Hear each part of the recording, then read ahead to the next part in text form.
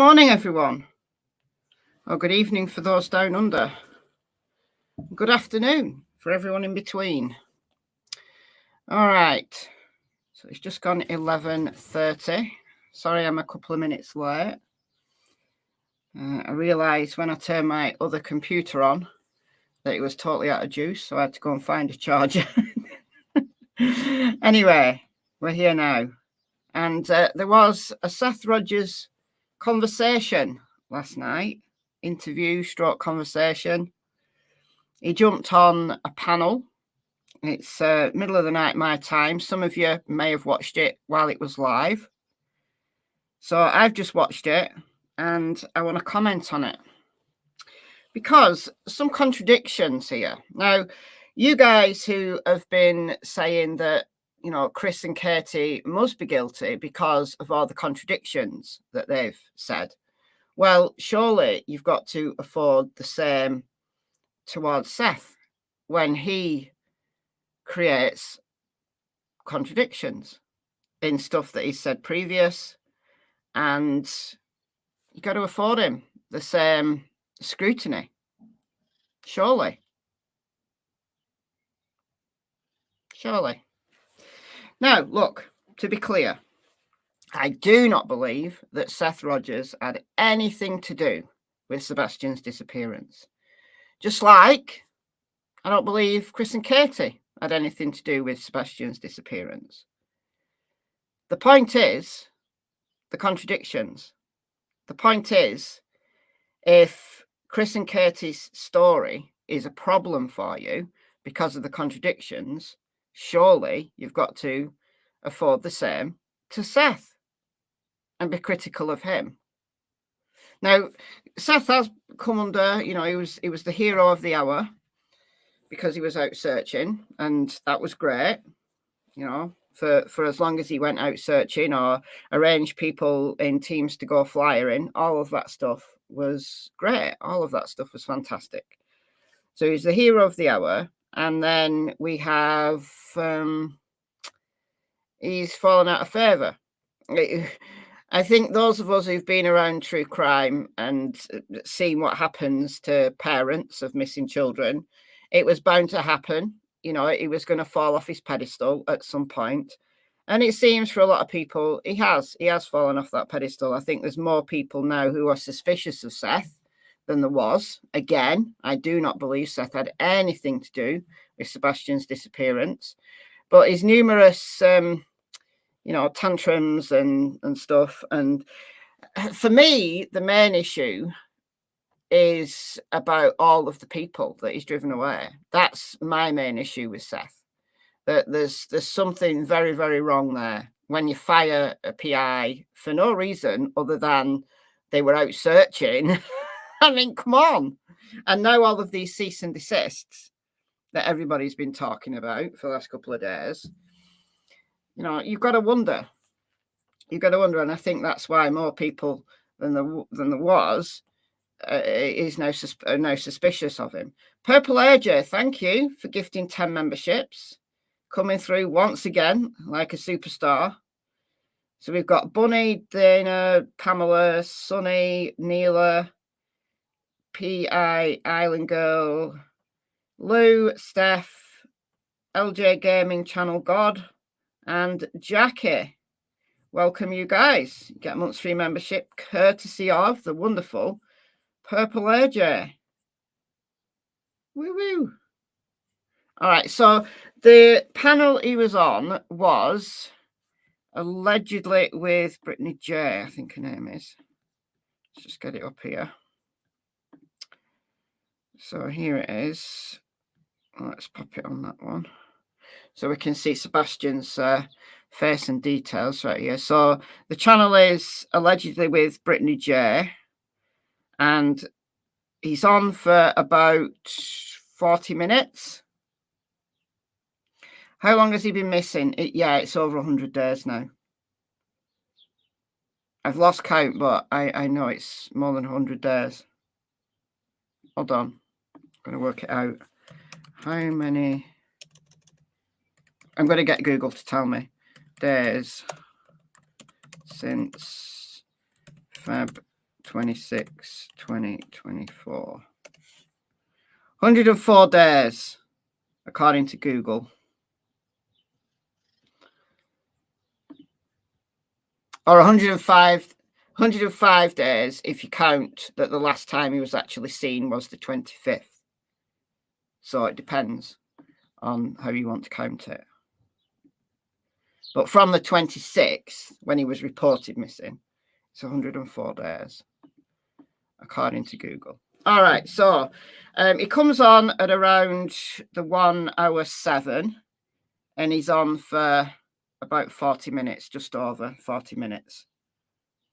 So we're going to play it, and I want to comment. Now, there's some stuff on here that is not problematic at all. My heart goes out to him when he talks about missing Sebastian, as it always has done. And it's his anger that bothers me. It's his anger and the seeping in of the discrepancies bothers me. But more than anything, what bothers me is the fact that he's driven so many people away. And now that he's got TikTok Tony that he seems to be relying on, I don't think it's helpful at all. I think all of the headway he made in searching for Sebastian and getting people on his side and rallying the troops, I think that has all fallen away now, especially with the cease and desists. So that's the first thing that he talks about. So are we ready? Are we ready to get into it? How many of you have actually seen this? How many of you actually watched it live? I do appreciate I haven't said hello to anybody, but hello, everybody. Does anybody actually watch it live? Or are we... So we've got one no. Have you changed your view any percentage? Changed my view any percentage? No. I still don't believe. So just watched it, somebody says. No, didn't see it, was sleeping. All right, so lots of no's. I thought there'd be more people who actually seen it. But anyway, it's finished 7 hours ago. Like I said, I've seen it, but I've literally only just finished watching it. All right. Okay, so people haven't seen it. All right, I'm going to turn this up. The volume's not bad. Volume's not. You want to turn it off? Oops. Let me know. We've had huge problems with audio just dropping off StreamYard. So let me know if the audio drops off because I have to basically just reset everything. Just finished watching my other video. What, the Michael Mosley one from last night? Oh, body's been found, by the way. The news came out this morning here in the UK. Dr. Michael Mosley. Well known here in the UK. I'm not sure how well known he is anywhere else in the world. He's on holiday on a Greek island and he went missing on Wednesday and the body has now been found. So sadly, I really like Michael Mosley. Really nice guy. Some very interesting shows he put on over the years. So sad. And he was near the Agia Marina. Yeah, they found him. Well, a body has been discovered near Agia Marina, thought to be that of Michael Mosley.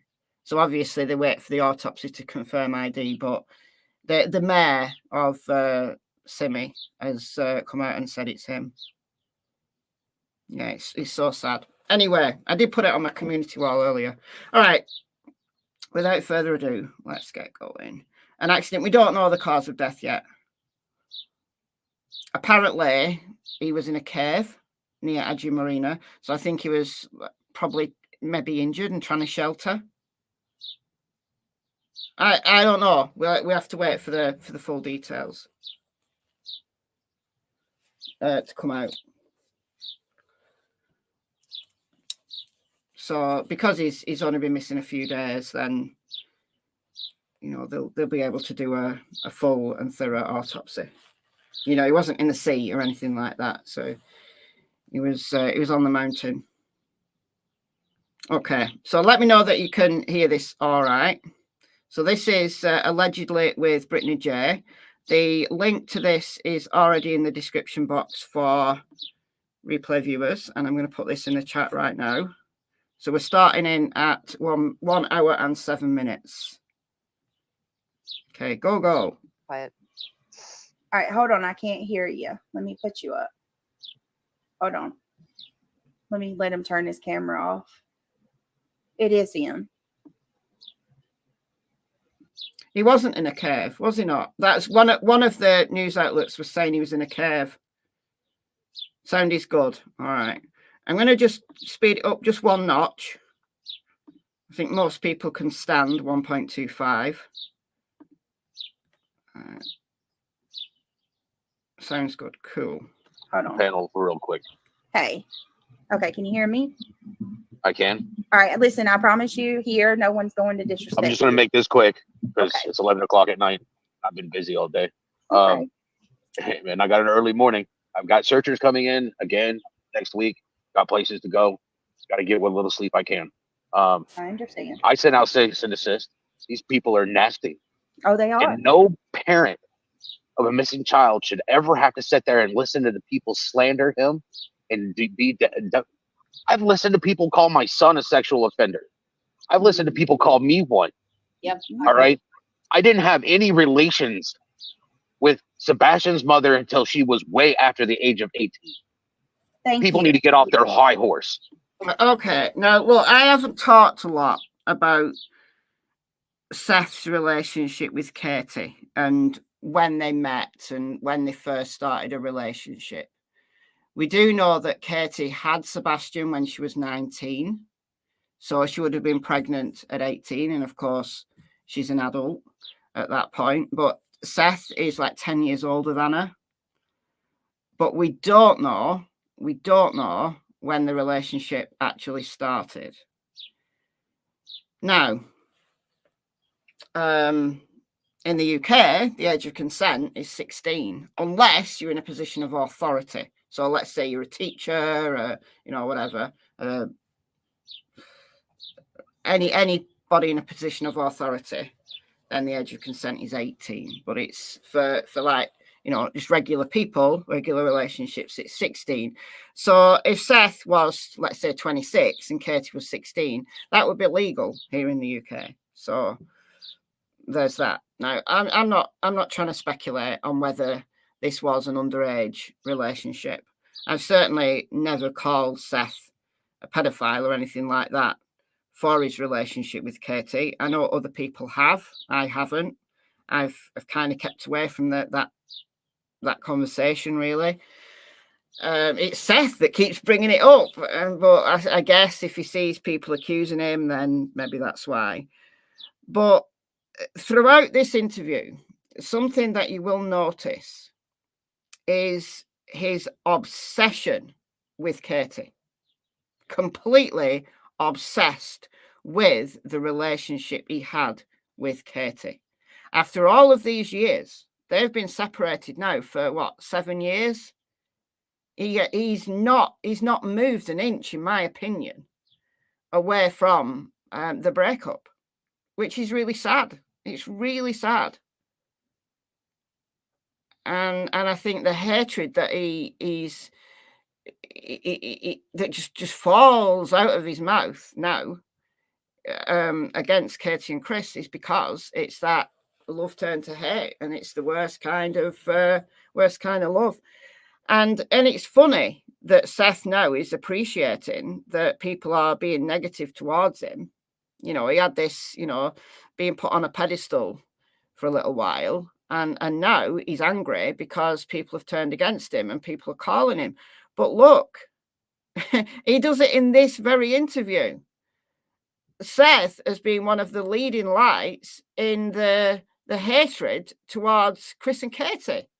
So if he's saying that no parent of a missing child should have to listen to people being horrible, well, can he not afford the same, the same sympathy to Chris and Katie? Maybe not.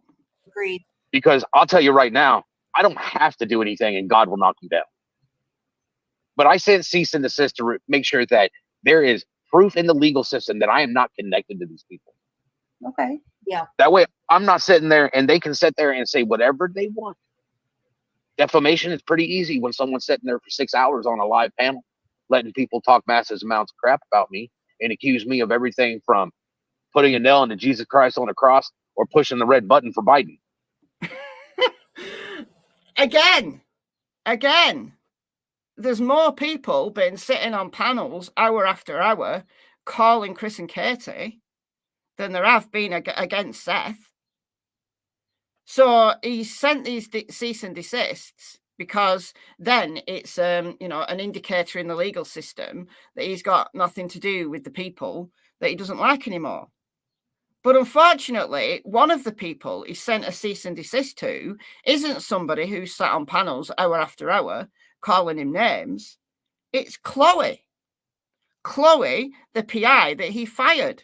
He sent a cease and desist to Chloe, who after he fired her, she's still, along with a team of searchers, continued day after day to go out there, boots on the ground, looking for Sebastian.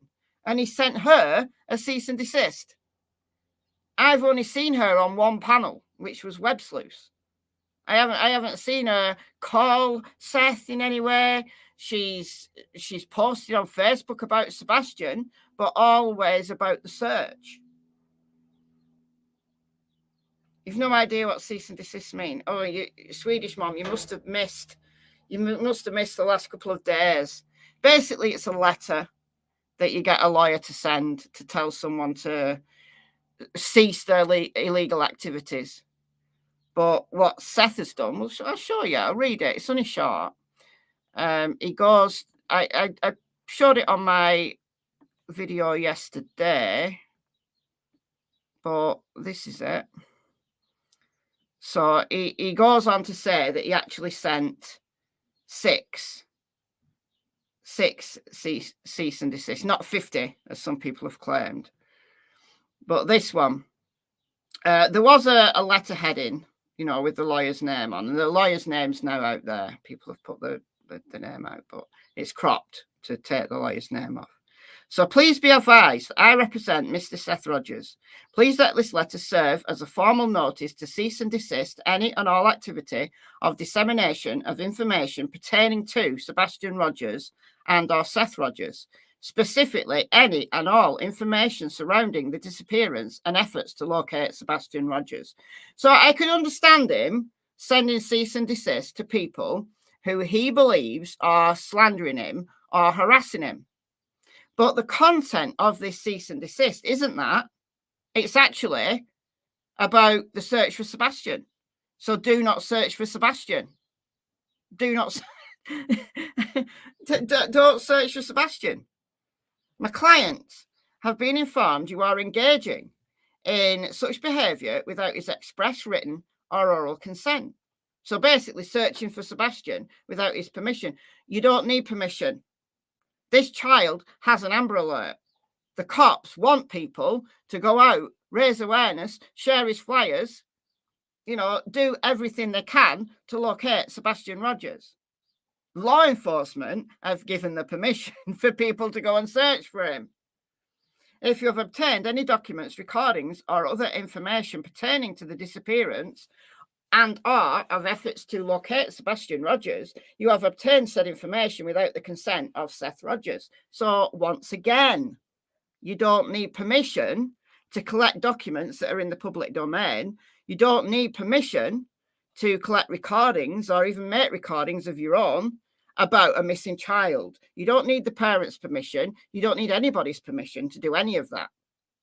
So there's no legal basis. A cease and desist is meant to be a warning to someone that, you're breaking the law and knock it off. And if you don't knock it off, I'm going to take you to court. So basically, it's your warning. That's what a cease and desist is. But what he's doing is sending these cease and desist to people that he doesn't want them to search for Sebastian. He doesn't want them to collect information about Sebastian, raise awareness for Sebastian. Basically, anything to do with Sebastian's disappearance, he doesn't want them involved in it. Well, that's nonsense. He has no right. There's no legal basis for this cease and desist. So it's nonsense. And a lawyer's taking his money and, you know, in my opinion, wrongly, but lawyers will. They'll take your money. So please note, all activities regarding the dissemination of said information will be reported to the proper authorities if required by law. If required by law, isn't required by law, therefore nothing's going to happen. Continued activities, as previously stated, will result in Mr. Rogers exploring any and all legal remedies to which he is entitled. Well, he's entitled to two things. He's entitled to sue someone if he feels they're defaming him. Searching for Sebastian is not defaming him or harassing him. So, you know, harassing him is potentially a criminal offence rather than a civil one. Well, searching for Sebastian, disseminating information about Sebastian is not harassment of Seth Rogers. Therefore, it's nonsense. All right, so that's what the cease and desist was about for anybody who has missed the last couple of days, because not only have I talked about it, but just about probably every channel who's covering Sebastian Rogers has also talked about it. But my video yesterday, it's only like 15 minutes. It's a short, concise, and it explains everything. You know? Yeah. You say whatever you want about me, but when you start talking trash about my son, or you're using pictures of my son and stupid little things for click me bait because you guys want to make money, and when I say you all, I mean everybody who's out there. When my YouTube channel comes out, and I sit there and I make people pay for a membership to listen to me give updates, I know that I'm going to receive nothing but negative attention about it. Nothing but negative attention, because Lord knows I'm the child's father. I need to. So is he saying that he's going to start a YouTube channel and get people to pay for updates? Is that what he's actually saying, or is he being sarcastic? I can't work out whether he's actually saying he's going to bring out a YouTube channel and make people pay for updates. Well, of course, people will be negative about that. Or is he just sarcastic? I can't decide. I can't decide whether he's just being sarcastic, saying if I did that. Yeah, of course, people would be negative about it if he did that. Will it hold water in court? No. A cease and desist is just a warning. That's all. And if a cease and desist is about something that isn't illegal, then it has absolutely no legal standing whatsoever. Go and listen to my video from yesterday, because I explain it in 15 minutes a lot better than I am right now. Making sure I have flyers. I need more yard signs. I need more materials and more resources, and there's not enough. Absolutely. There is not enough until my son comes home. Well, what happened to the $20,000 of GoFundMe money? What happened to that? Has he spent it all? As some people are saying. I don't know whether he has spent it all, but $25,000 or however many it was in 3 months is pretty good going. That's a lot of bills. That's a lot of gas. That's a lot of flyers in 3 months. I don't think I could get through $25,000 in 3 months without making some very, very big purchases. Resources for what? Well, flyers and yard signs. But TBI will give you flyers. The United Cajun Navy left thousands of flyers. They had thousands printed. Now, I wasn't happy with the United Cajun Navy and all the stuff they were saying, but one thing they did do is they had thousands of flyers printed, and people have been using them. You know, when they left, they left all these flyers. It was on TT. I don't know what TT is. Oh, TikTok Tony. He has a YouTube and plan to have everything on here. So, yes, he's been 100% truthful. Oh, my word. Well, I hope people will refuse to take updates from something that's behind a paywall. You know, that's crazy. That's insane. You know, you could print your own flyer. You can just, download the PDF from the TBI website and have your own flyers printed. If you've got a printer, you can just print them yourself. Yeah, talking about his son and thinking about money. I know. That's another thing that people can't abide, the fact that he's obsessed with money. Exactly. Please, no one give out your address. Yeah. Cluminati put up 22 billboards. Yeah, the blip billboards. Duchess has done a lot of on billboards as well, like raise money. And Chris and Katie paid into that fund. So the billboards, people are funding them, and Seth has had nothing to do with it, but yet still complaining about money. People want to talk about me being at work. That's my personal life. Get over it. You're not going to find out if I'm at work or not. It's none of your business. I've had people infiltrate my home. I've had people sit there and literally lie and have conversations that you just wouldn't have with a person. Not if you actually had a soul. And to have people come in afterwards and call me on a live chat, and I didn't even know I was live, and start asking me questions about stuff that I had no idea what was going on.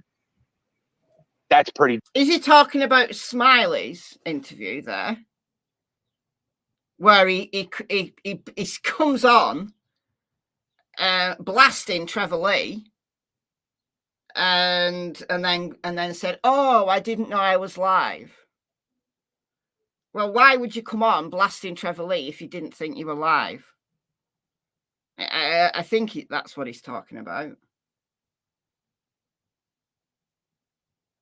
Dirty. All right.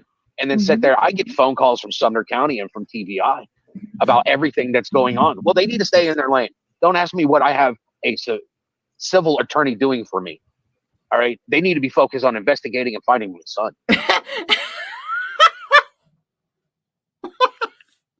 I'm catching things that I didn't catch the first time round. So he's telling Sumner County Sheriff's Office and the TBI to stay in their lane. That's something. Oh my word. Stay in your lane.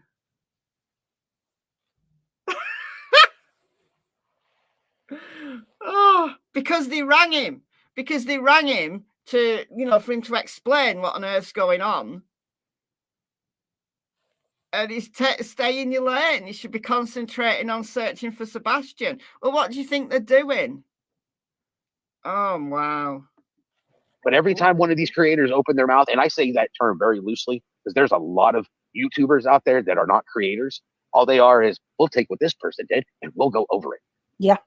Yeah, you're right. And I'll tell you right now, I have no respect for them. I don't. But that's my personal opinion. And I don't care if somebody has respect for me or not. I'm looking for my son.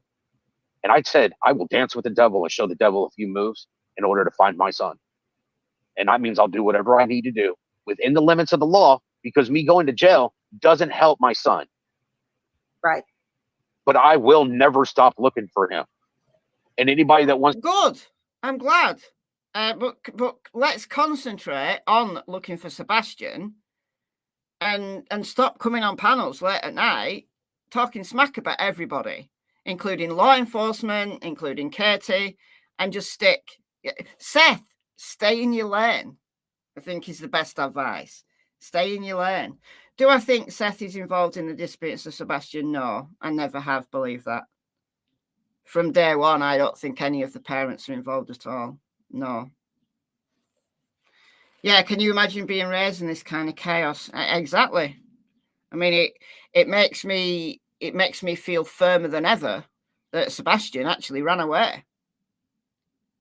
Like knowing how much anger Seth has against Katie, and then you've got Chris, who's also a hothead. Is it any wonder that Sebastian ran away? Wants to be an obstacle in my way, I feel sorry for them, because karma's a bitch. and God will knock them down. You're right about that. I want to All clear right. something up with you while you're here. Did Seth get a cease and desist letter from himself? Yeah, the only person he needs to send a cease and desist letter to is himself. I wish that Chris and Katie would send him one. That would be hilarious. Here, this And this just is so to you help know, I sent 6 people cease and desist. 6, not 50. Okay. Yeah, 6, not 50 like T-Rev is talking about. And I tell you what, anybody that's out here on the YouTube, whether they're a creator or whatever they want to classify themselves at, if they're literally out there spreading Sebastian's case in a positive light, not a negative light, there's enough negativity in this world. People say I start drama. Don't ask me questions that start drama. I'll give you an honest answer. You may not like the fact that I give an honest answer. But how much of it is honest? Because when we get into this interview, start spotting the discrepancies. I'm going to point them out, but start pointing out all of these discrepancies and which bit of his story is honest.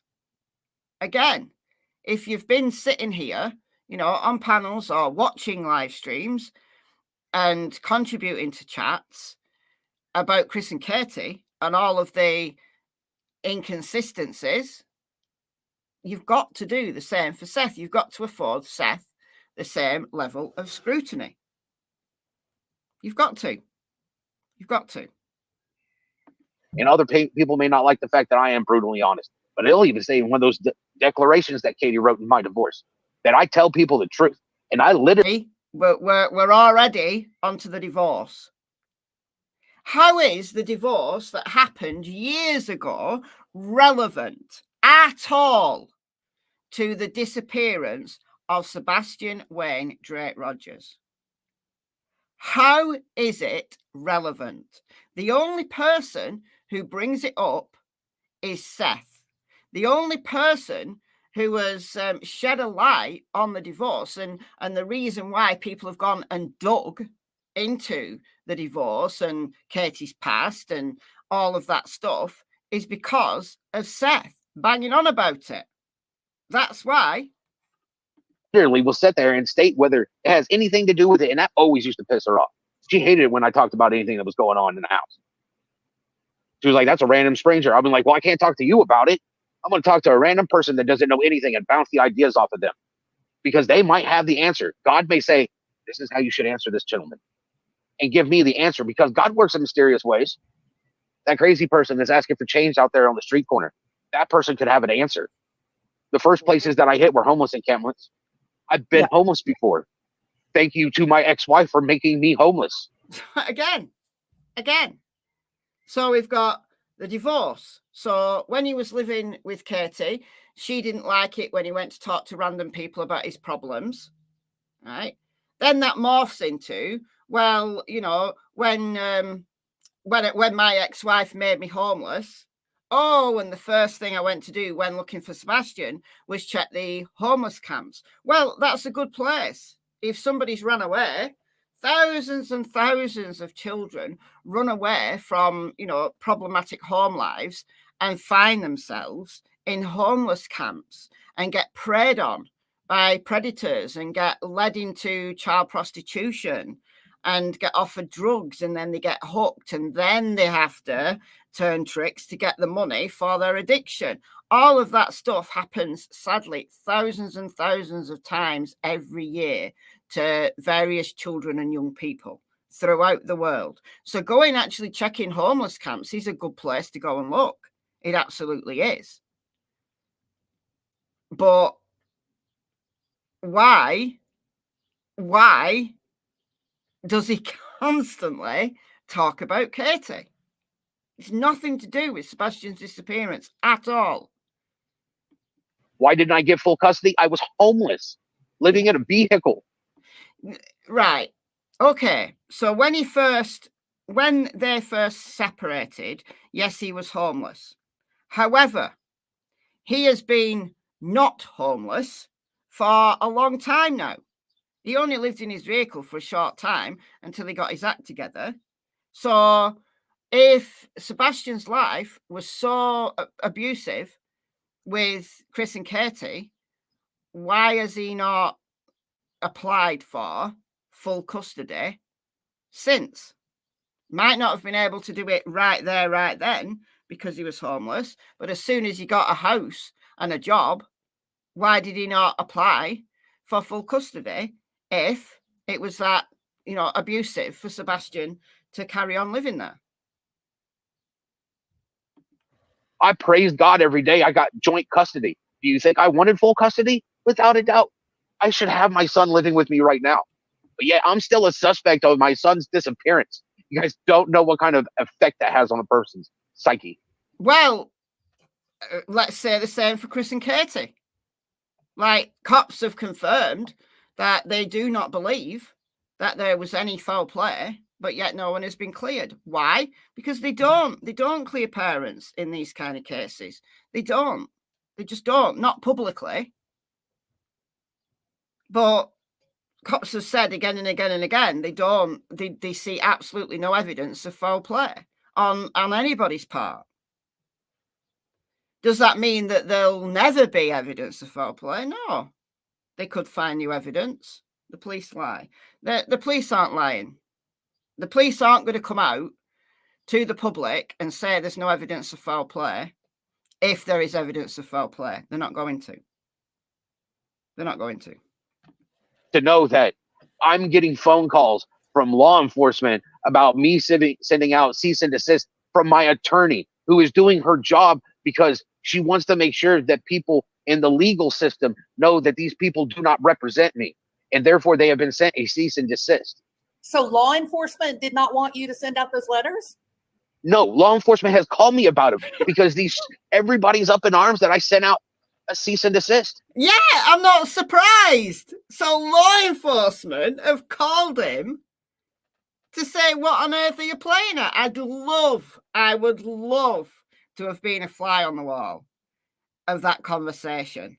Can you imagine being law enforcement and you get told that Seth, the dad, the biological father of a child who has got an Amber Alert, is sending cease and desists out saying this, saying that you've got to cease, basically searching for Sebastian. You've got to cease if you've got any documents, recordings, or other information pertaining to the disappearance and/or efforts to locate Sebastian Rogers, you have obtained said information without consent of Seth Rogers. Please let this letter serve as a formal notice to cease and desist any and all activity of dissemination of information pertaining to Sebastian Rogers, specifically any and all information surrounding the disappearance and effort to locate Sebastian Rogers. Can you imagine when law enforcement got that information? Can you imagine how angry they must have been that he's trying to put people off serving them, a quote unquote legal document, although there's no basis in law for this at all. But can you imagine being law enforcement who've, been working for the last 3 months to try and locate Sebastian, and now you get the child's biological father who's trying to stop people from searching? Can you imagine? Can you imagine? I would love to know what the content of that phone call was. Dear me. Some of these people live right there in Sumner County. 3 of them do. T-Rev lives there. Klumati lives there. And so does T-Rev's girlfriend. I'm not even going to speak her name. She ain't worth it. Whoa. All 3 of them live there. And you know what? T-Rev has never showed up for a search. Oh, he bought hot dogs and buns. Appreciate it, buddy. I didn't appreciate everything else you did, like taking a picture of me while I was in my recliner in my house, stepping into my sanctuary and violating my sanctuary. Because not only did you violate my sanctuary, but this is also my son's sanctuary. I didn't appreciate that. Klumati showed up for, one search, only one search. And she acted all nice and friendly. Mm-hmm. Introduced herself by her name, not by her, never once told me that she was a YouTubist, none of that sort of stuff. But I treated her like a regular researcher. Hi, thank you. I appreciate your help. And then she turns around and plays, I want to be number 6 on, CP's list of marriage or whatever you want to call it. I don't care. People want to talk trash about me, but people want to look at me and tell me I'm trash and that I'm despicable because I have an opinion, an attitude. No, you don't deserve. My son is missing. Exactly. Okay. Mm-hmm. Nobody who's never been in my position has the right to tell me anything. All right. I agree. Those that do have been in this position, I've spoken to, and I get. Well, guess who is also in Seth's position? Oh, his ex-wife, Katie, is in exactly his position. So why keep coming online, ripping into Katie, firing up all of the anger that people have, playing into it all? Why? Can you not have the empathy, Seth, to say, well, I feel terrible. You know, my son is missing, and that is terrible. Genuinely, I'm heartbroken for the whole family. It's clear that Sebastian, you know, was loved. The dynamics of the family problematic because of all the anger that's in there. But Sebastian clearly was loved, and he's missing, and he's been missing for 3 months, over 3 months, well over 3 months now. 3.5 months he's been missing, 104 days he's been missing. So, yeah, it's horrible. It's horrible. And, you know, he's lashing out. And to a certain extent, I can understand that he's angry. However, he's making it worse. And he continues to make it worse. And the very person who is in exactly the same position is Katie, Sebastian's other biological parent. And yet all Seth can do when he comes on a panel is rubbish her. And he has absolutely no empathy whatsoever. It's all about him. He's a perpetual victim. Get different opinions from other people. And people want to, you need to get rid of this person on your team. No, I get rid of people that I watch their activities, I watch their actions, I listen to their words. And when actions and words don't meet up, something is wrong. So he said that he fired Chloe, the PI, because she was out searching. And she wanted to vet people who, you know, were going to join her team. And he didn't like that. He didn't like the fact she was doing the right thing in vetting people. He wanted anybody and everybody to be out there. Well, now he's saying that he's sent these cease and desist letters so that, you know, there's a legal record of him not approving of Chloe and others going out searching. He wants to, you know, legally it to be known that he's distanced himself from those people. So Chloe, who's done everything by the book, she's one of the people that he says has done wrong. What she was actually doing as a PI was exactly the right thing in, you know, getting a team together of vetted people to go out searching. She was coordinating all that. But he thought that as a PI, she should be out there investigating. Well, what is searching? Searching is a form of investigation. Being out there looking for a missing child is part of an investigation. What more could she do? I've always been a person that explains to my son that anybody can say anything, but your actions will speak louder to your words. What CP did to my son is horrific. My son cleans his room. Why? Because I use logic with him. Sebastian, you can't find this toy. You know why you can't find this toy? Because I had to come and clean up your room while you were gone.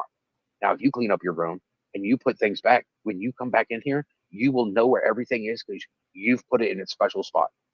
Exactly. Okay. All right. I agree with that. You know, if you want your kid to clean up the room using some logic and saying, look, if you don't put your things away, then that's how things get lost. And absolutely, I do not agree. I absolutely do not agree with Chris throwing Sebastian's belongings away because he didn't clear them up. I think there's more effective ways to teach a child how to look after their stuff than throwing their stuff away. So I agree with him on that. You didn't make him clean it up and go take his things to the trash, right? Make him throw his Hell own no. things away.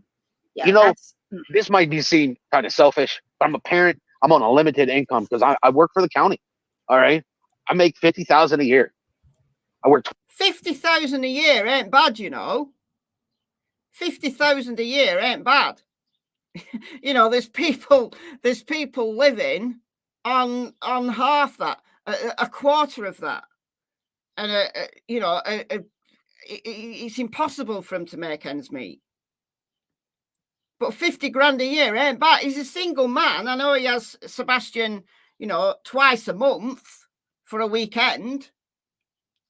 But 50k a year for one person, what can he spend his money on? It's not like he's got 6 kids to feed. He's a single man, so if he can't manage on 50 grand a year, there's something very wrong. There's something very wrong if you can't manage as a single man who is a part-time dad on 50 grand a year. Beer. Yeah. I don't know. But that's not bad. That's not bad. The vast majority of people do not have that amount of money to spend entirely on themselves. They do not. Yeah, it's a step up from when you were homeless. Yeah. Your mum used to throw toys away. We had to rescue them from the bin. I think that's what Sebastian was doing.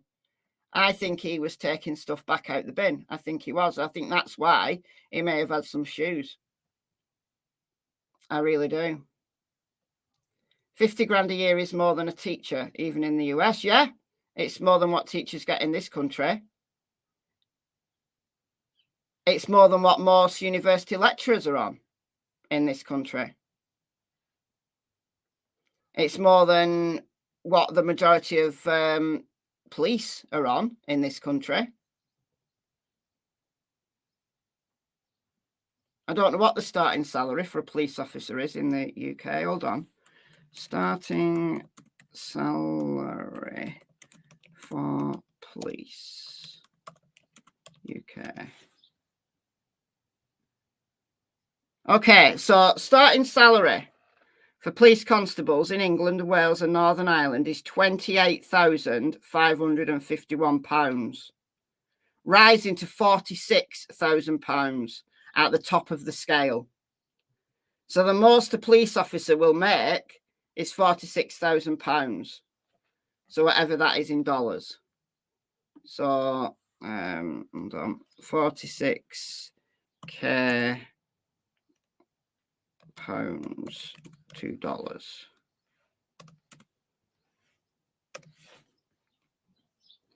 $58,000, $58,500. So the top of the scale of a police officer in the UK, £46,000 is $58,500. So $50,000 for a corrections officer is pretty good money. Is very good money. Now, I'm assuming like detectives will be on more. Hold on, I'm going to see what corrections officers earn. Corrections officer salary UK. Okay. When you start your career as a prison officer, you can be paid anywhere from 30,000 to 40,000. So it depends on the number of hours you choose to work, where your prison is, blah, blah, blah. So maximum 40k. So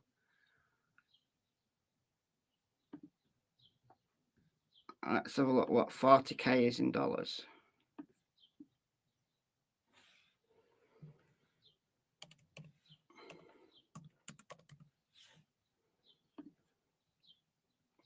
So nearly 51,000. So the top of a prison officer scale here in the UK is what Seth is on. So he's basically on the top of the scale for a corrections officer if he lived in the UK. So he's not doing badly at all, is he?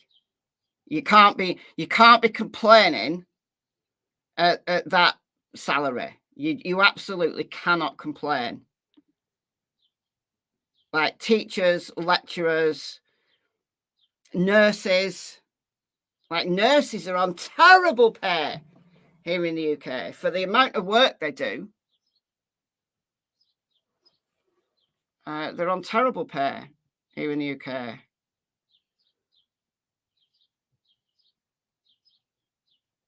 A school superhead, so a head teacher, I know, was being paid 110k per year here. I was mortified. As a school governor volunteer, being asked to approve that salary. Bear in mind that was to cover. Yeah, but if that's for a head, but an average teacher, they're only on about 30k, I think.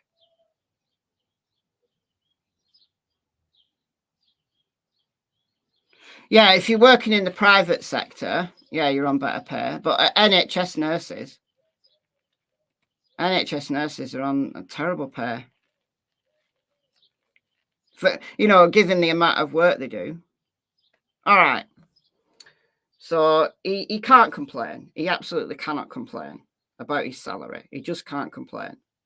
12-hour shifts, and I deal with murderers and inmates that I believe can change. Absolutely.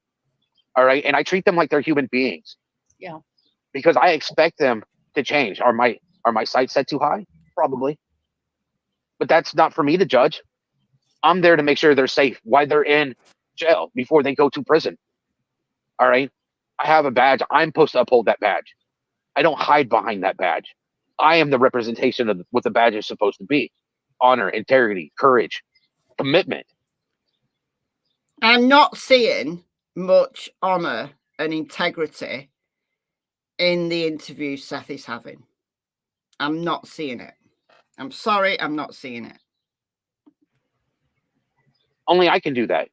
Mm-hmm. I've had inmates, you hide behind the badge. No, I'm the same person when you see me at Walmart in a pair of shorts and a t-shirt, grabbing a gallon of milk and orange juice to go home so that my son has milk and orange juice to drink. Pick him up, whatever he wants to cook for dinner or whatever he wants me to cook for breakfast, so on and so forth. I work. When my son is here with me, I work with him so that everything in this house is his. Good. That's what dads should do, especially part-time dads who only get the kid once every 2 weeks. Yeah, of course they're going to, spoil them a little bit. Of course they are. Knows what is his. He has to have room to grow.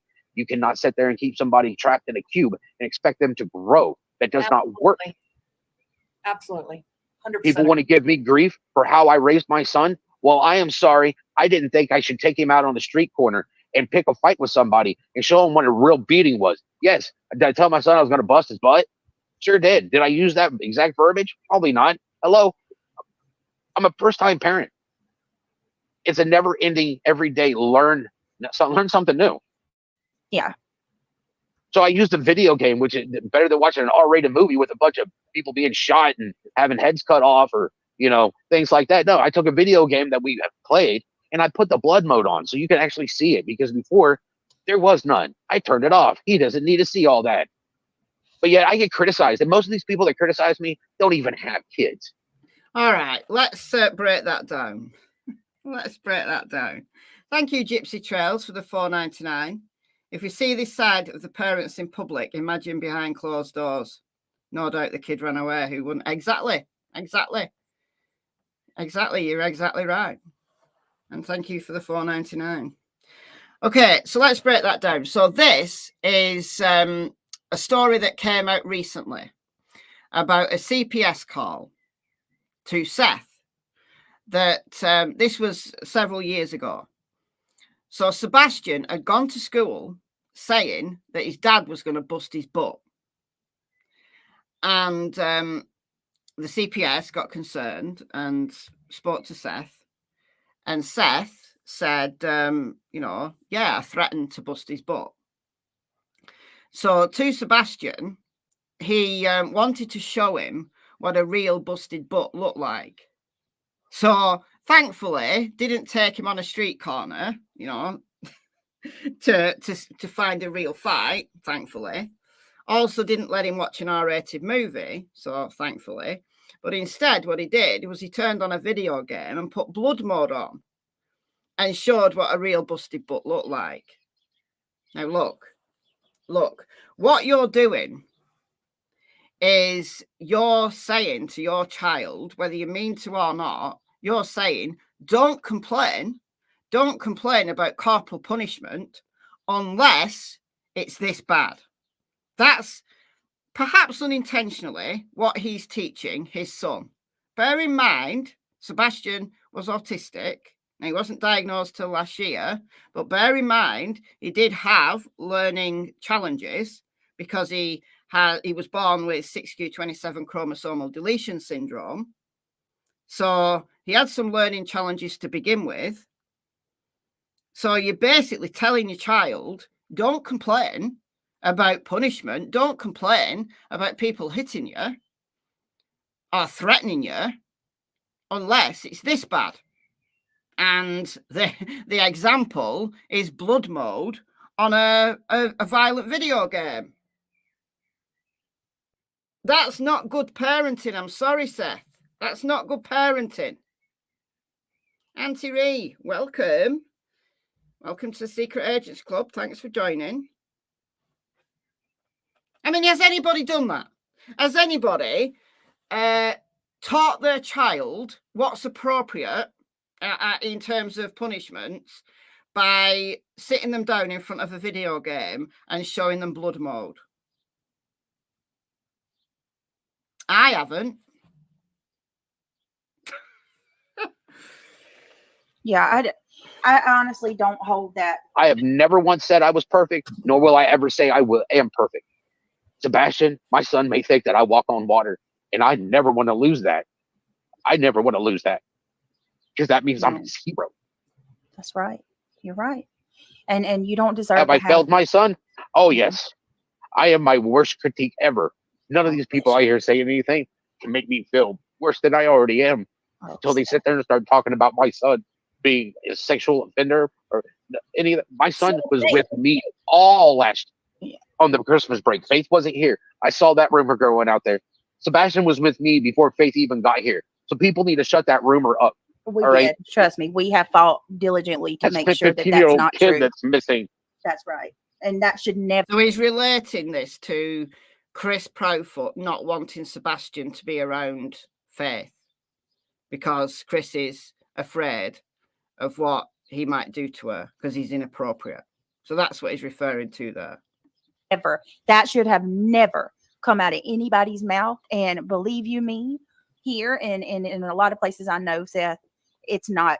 So no, if that was true, if Chris actually said that, and especially if he said it in front of Sebastian, that's terrible. That's also terrible parenting, if that's what Chris ever said in front of Sebastian.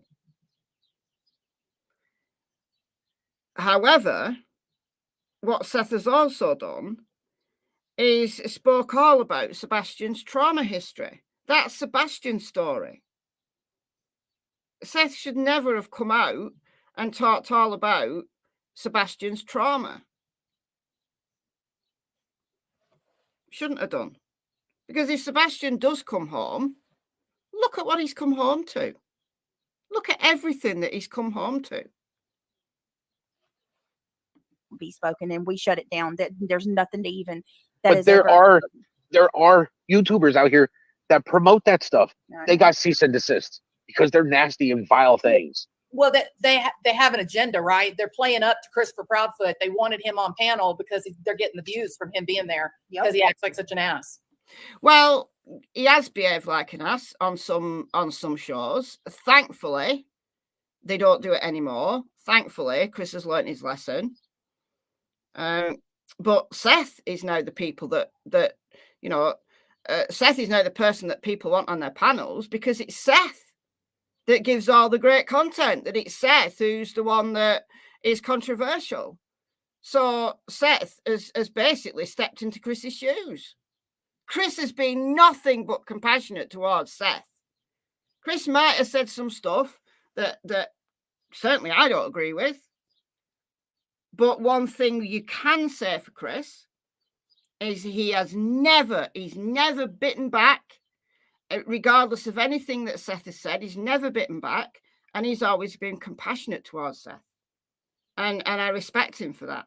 Thank you, Nana Cat, for the $5. You asked for your GoFundMe refund. Yeah. If it's already been spent, though, I don't know whether you will get a refund. Seth is done wells without the booze. Oh, dear. Oh, dear. Dear. You know, we could all act like an ass. And that there is nobody in this world that can't act like one.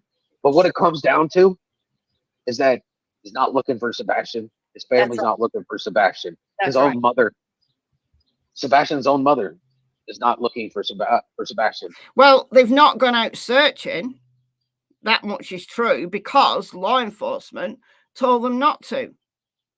Instead, what Chris and Katie have done is they've funded billboards via Duchess's campaign. They've been funding the billboards. Also, Katie's been contacting businesses and sending out flyers and doing all of that stuff. So no, although they haven't been, tramping through woodland and actually going on searches, they have been doing stuff behind the scenes in order to assist in the search. But people don't give them credit for that. It's insane. It's craziness.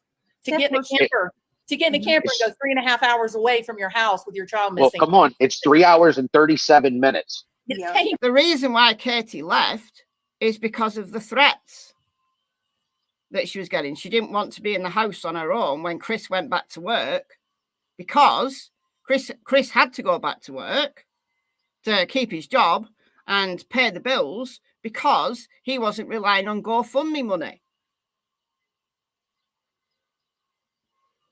And now apparently Katie's back to work. Apparently, so I've heard. You, how foolish of me. You're exactly right. That was Let's break this down, because Lord help us, we may or may not get stuck behind a semi on Route 40. Yeah. It's stupid. Yeah. It's stupid just because nothing is ever finite. Everything is infinite. It takes 3 minutes to do this. That's bullshit. You ask anybody. There's too many holes in their stories. Oh, it's just incredible. It's incredible. I know where I was at, and it really upsets me that they haven't cleared me. They have literally pulled over a year of my phone records. They have taken all the electronics. Yeah, I want my son to have his stuff back. I want my son to be found and walk into his room and it be set up just like it was when he went missing. So that... Well, if Sebastian does come home, law enforcement will give him his stuff back. Does Seth not understand that Sebastian's electronics are part of an investigation? Because it could be that, law enforcement, have reason to believe that Sebastian was contacting people that could be problematic via his games console. Because, it's not true that Sebastian didn't have access to the internet, as was stated originally. Because that's a massive discrepancy in what Seth said originally, that, the only time he was allowed on his games was in his presence, and, he knew exactly who he was talking to. And then it turns out, actually, Sebastian was playing games in his room while Seth was in the living room. So Seth had no idea what Sebastian was doing. And it comes out, again, in this very interview coming up, that Sebastian was being left on his own for 12, 16 hours while Seth was at work. So what was Sebastian doing all of that time? So the fact that law enforcement have got, Sebastian's electronics, it's understandable. It's part of the investigation. So the fact that they've gone through Seth's phone records, great, good. I'm sure that they've gone through a year of Katie and Chris's phone records as well. Good. Good. That's a thorough digital, part to the investigation. But again, they're not going to clear a parent. They're not going to say the term clear. The most they're going to say is the family are cooperating and there's no evidence of foul play. That's exactly how they handled the Michael Vaughan investigation. It's absolutely clear that the parents are not involved in Michael Vaughan's disappearance, but yet they've not come out and said you are cleared. Because they don't do that. But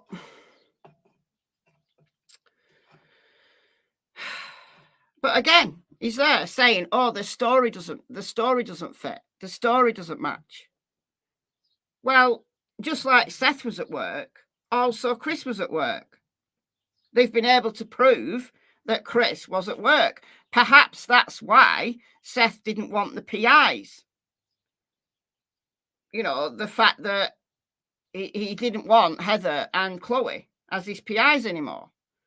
Because maybe he wanted them to focus on Chris and Katie and find all the dirt against Chris and Katie. And because they weren't doing that, because they actually came out and said, we know Chris was at the RV park like all night and Chris left to go to work, arrived at work at 5:15 a.m. and he's 3.5 hours away. Well, Chris isn't in Hendersonville. Chris is not. He's cleared. He's got an alibi. So the fact that Heather and Chloe have done that level of investigation and it doesn't fit Seth's narrative, well, he's mad about that. He's mad about that. The fact that Chloe came out and said, she believes that Sebastian left on his own. Well, the place to go with that investigation is on the ground. So Chloe was following her investigation and actually going searching because she had reason to believe that Sebastian left on his own. All the evidence takes you there. More false information. If that's really you, Seth, you should be ashamed of yourself. You should be ashamed of yourself for some of the things that you're saying online. You should be ashamed of yourself. If that's really you, Seth, I think you should stay off YouTube panels. Stay off YouTube panels because you're not doing yourself or Sebastian any favours whatsoever. You're just making it worse. He can start readjusting back to life. That's right. Okay. Yeah. And if nobody has an autistic child, then they don't know what I'm talking about.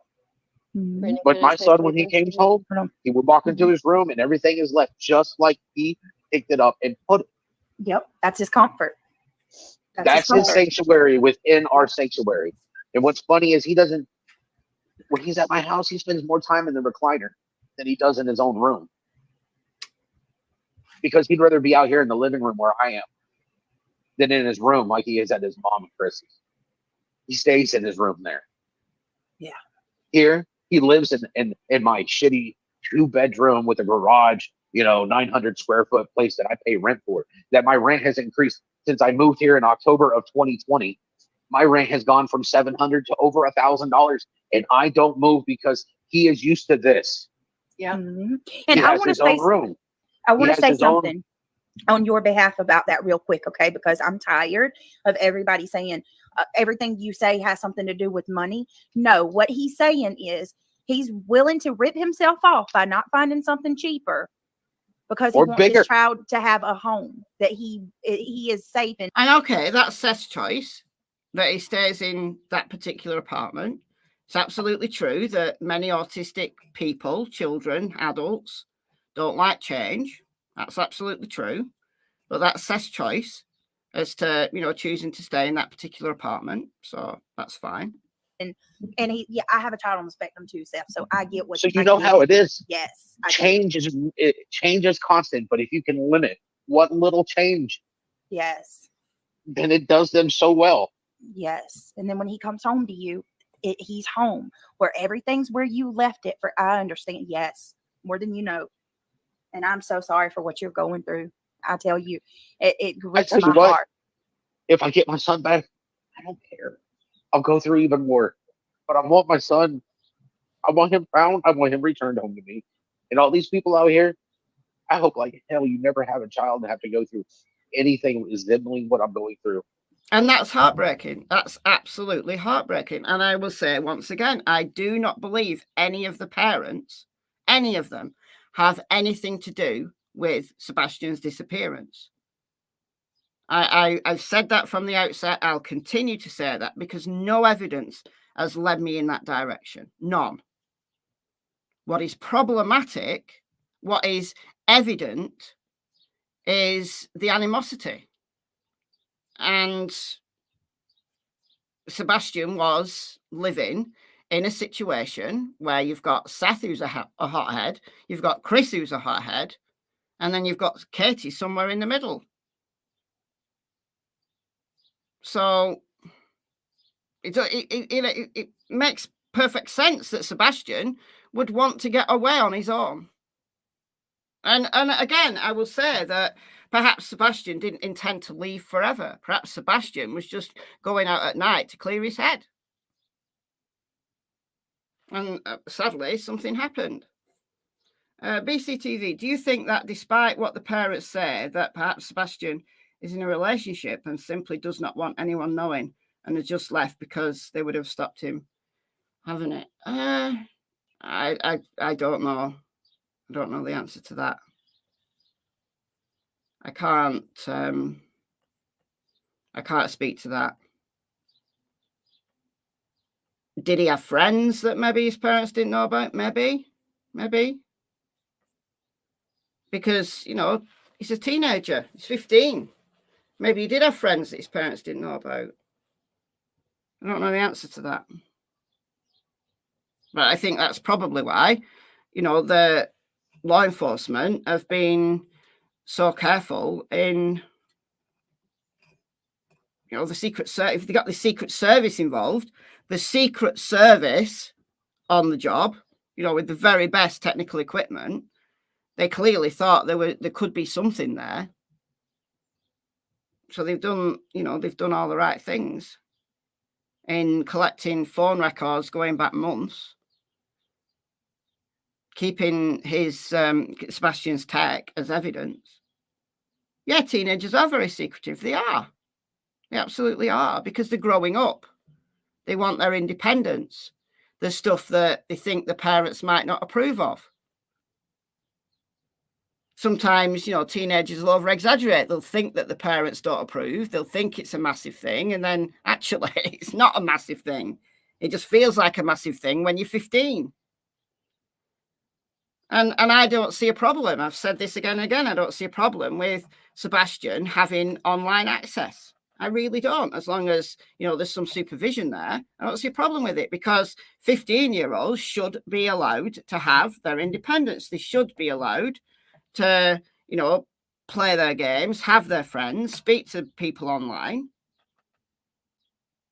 But Sebastian needs to have, you know, some supervision.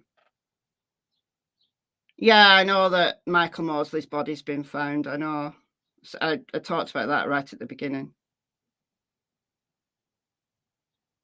Yeah. Not even for 30 minutes. It's been over 100 days.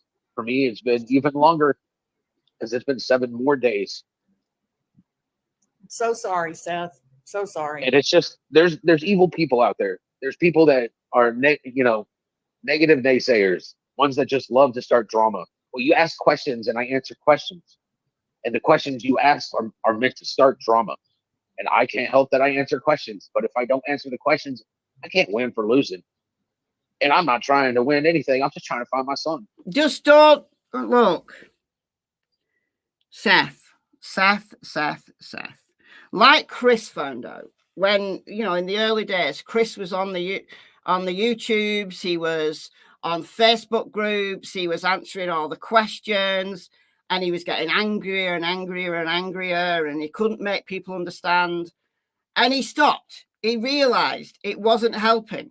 He realised that it was counterproductive. Now Seth has fallen into exactly the same trap. Of course, people will, once they realise that you will answer questions, they'll go on and on and on and on. And they'll twist your words. They'll think that they're a super sleuth. And it makes you angrier and angrier and angrier. And that's why it's important for parents of missing children to understand just how negative the internet is. And Chris learned that the hard way. And Seth's now learning the same thing. But he's continuing to push back. And that's a mistake, in my opinion. And some of the things that Seth has said about Sebastian are absolutely shameful. I don't agree with some of what Chris has said, but things that Seth has let out about Sebastian's personal life, that's Sebastian's story. That's Sebastian's story to tell. No one else's. No one else's. Seth, I just want to tell you one thing.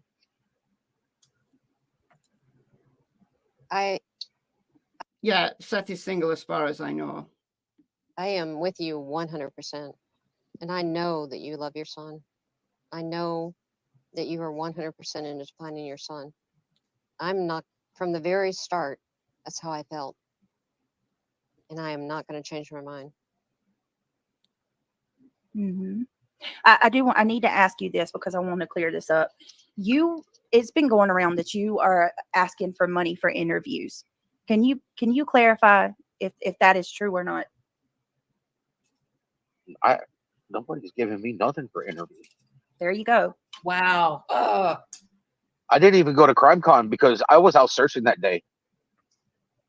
I couldn't see myself going and being around people instead of being out trying to find my kid. This is crazy, man. Yeah, there's probably been some really good resources for me there.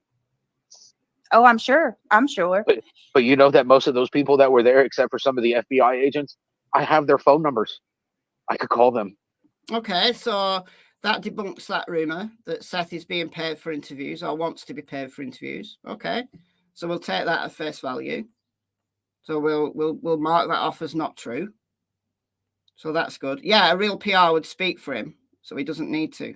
Yeah. Well, Tony's busy. Tony's got his nightly TikTok panels to go on. What's my opinion of the shirt that Balloon Betty and Sonia made with Chris on the front and Sebastian on the back? My opinion was disgusting. I haven't seen that, so I can't comment on that. I don't know the answer. I don't know how bad that was. So they let Seth eventually search for Sebastian, but not Chris and Katie. It says to me that Ellie may have an inkling he could possibly lead the investigation somewhere helpful. No, law enforcement tell parents that, well, they advise parents, they can't stop parents, but they advise parents not to search for several reasons, for several good reasons. But if a parent chooses to go searching, then that's on them. But Chris and Katie have not gone out searching like in the woods and places like that because law enforcement advise them not to. But they've done other stuff. Chris and Katie have paid into the billboard campaign on Duchess's channel. And Duchess has done some great work on the billboards. As has Cluminati. She's been doing stuff for the billboards. So you've got to say that's a massive, lots and lots of people see those billboards. That's huge. And Katie's also been, calling businesses, coordinating them, putting flyers up and stuff like that. So that's all part of the search effort, even if it's a different type of searching. But I can tell you 100% flyer campaigns work. I've told you the story of the friend of a friend, Neil, here in the UK, who I found as a result of a flyer campaign. My flyer that I put up 90 miles away from where Neil went missing, found him because that flyer was seen by exactly the right person. So flyers work. I know they work 100%. They work. Social media campaigns work 100%. So just because you're not out there in the woods, boots on the ground, doesn't mean to say that you're not doing something useful. What's my opinion of Tony's explanation of the cease and desist and derogatory comments he made about some creators? I haven't seen anything. I haven't seen anything that Tony has said. I don't listen to him anymore. I don't play his videos anymore because I can't stand the guy, quite frankly. So at least we can say, all right, Seth hasn't asked for money for interviews, so we can put that one to bed. Yeah, because they've already reached out to me. I just didn't see the point of being there. well, I mean, is there a reward fund for someone else? Not anymore. No. In all honesty, I'll tell you, you weren't even there, and people were already losing their mind that you were. So it probably is a good thing that you did. That's right. Granny's watching. Professionals received cease and desists. It's ridiculous. Yeah, Chloe's not out there, spreading, being horrible to Seth. I could understand. Listen, I could understand a cease and desist that said, stop calling me names online, for the want of a better phrase. I could understand that. That it's potentially defamatory, is potentially harassment, but the way that this is worded, especially towards people like Chloe, is wrong. There's no legal basis for this cease and desist. You cannot stop anybody from searching for or collecting information about and spreading awareness for a missing child, especially when that missing child has an Amber Alert. The very fact that that child has an Amber Alert, it tells you that law enforcement want that child to be shared, for their details to be shared, for them to be talked about, for the photos to be shared. TBI put a whole bunch of Sebastian's photos on their website. So they don't want people being stopped from doing things like that. It's using the law in the wrong way. It really is.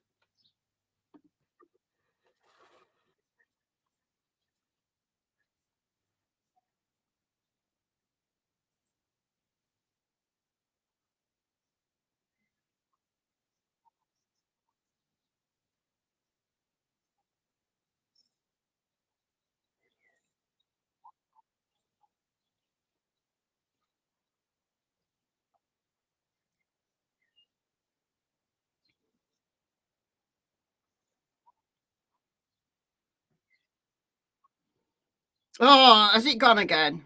Oh, StreamYard drives me insane. Drives me absolutely insane. So we've got to stop sharing, and then we've got to reshare. It drives me insane. This is a StreamYard problem, not my problem. This is a StreamYard problem. What it does is, after a certain amount of time, it just stops sharing the audio. What channel is this on? This is allegedly with Brittany J. So the link to this is in the description box for replay viewers, and I'll put it in the chat again for you guys. Okay. So we should have the sound back now. I'll just set it back about a minute.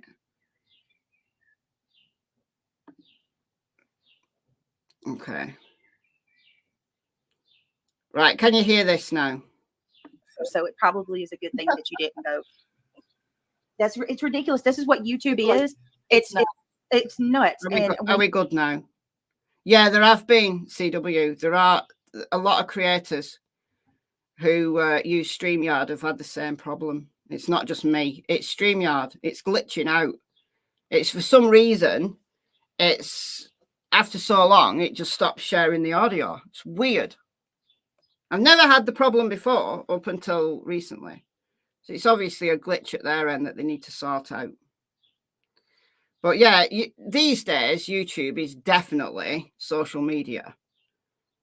I mean, yeah, back in the early 2000s, YouTube was, I used to only watch YouTube for music, like, back in the day when YouTube was new. And then I started watching it for documentaries, as more and more documentaries were put on YouTube. And then I found true crime, and I was watching true crime on YouTube for years before I started a YouTube channel.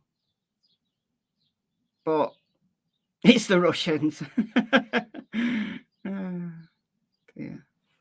All right. So yeah, these days, YouTube is definitely, without a doubt, social media.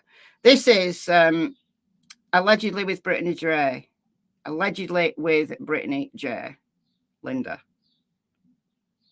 So the link is in the description box for replay viewers, and I've just put the link in the chat a second ago if you want to go and listen to it, like without my commentary. And Seth comes on at about the 1 hour 7 minute mark. Is Seth in the room? Seth was in the room. I don't know whether he still is. And you have agreement? Oh, it makes me so mad. For the longest, people have been drilling this into my head for a couple months now. YouTube is social media. But when I opened up my first YouTube account back in the 2000s, it was to listen to music, people. Yeah. It was just watch music videos, do it yourself videos. There wasn't all this stuff that's on it now.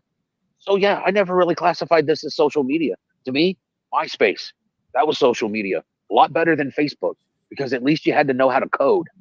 And I had a MySpace. I never had a MySpace. Did any of you guys have MySpace? I never got a MySpace.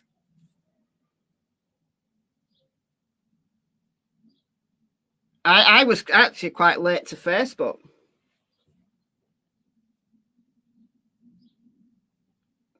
Maybe we're all too old for MySpace. I may be too old for MySpace. You had Bebo? Oh, no way. I remember my daughter had Bebo when she was a teenager. She had MySpace, Bebo, and yeah. So I think I was just a little bit too old. It was maybe like 10 years too old for MySpace. Music and cat videos. Yeah, the funny cat videos, yeah. You had MySpace and it was lame.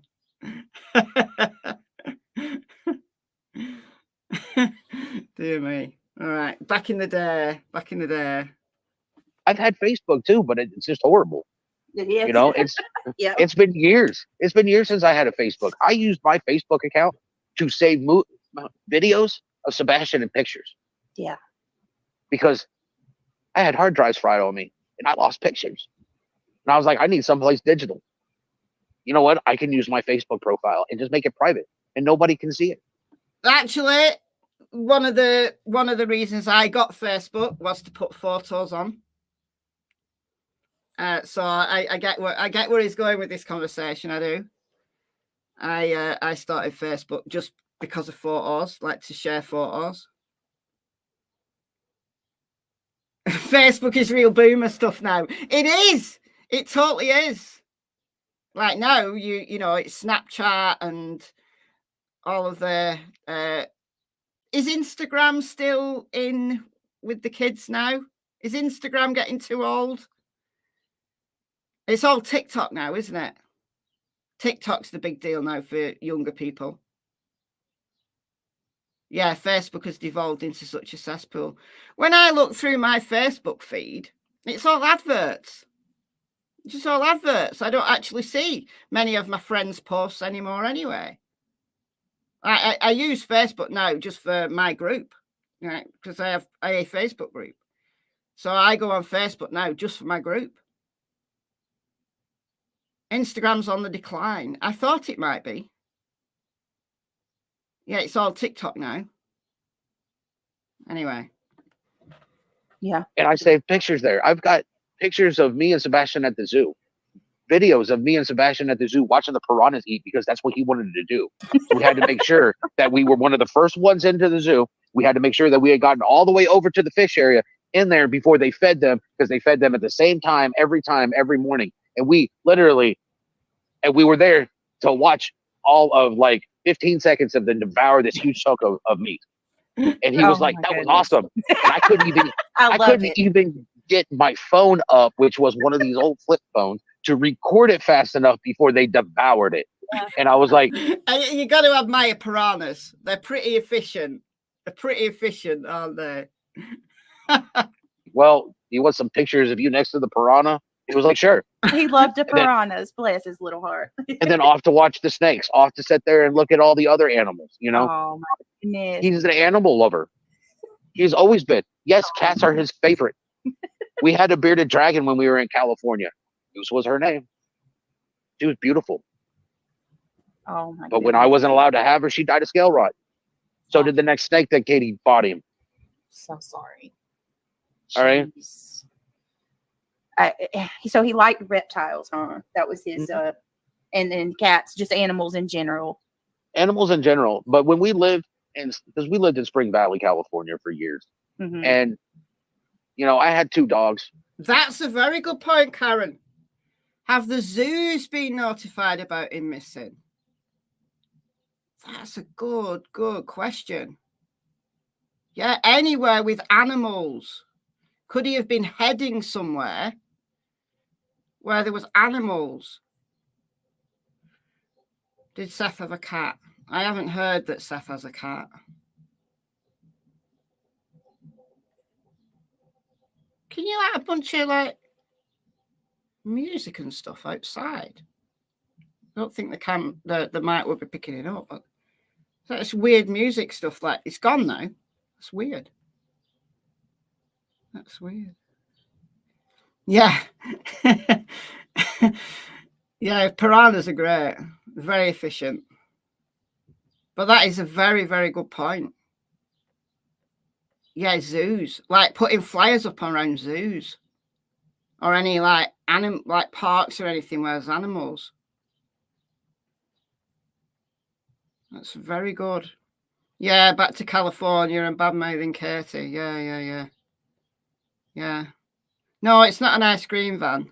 It was like drums. It sounded like drums, but it's gone now. Weird. Mike's not getting it. Well, that's probably a good thing. It was just like drums.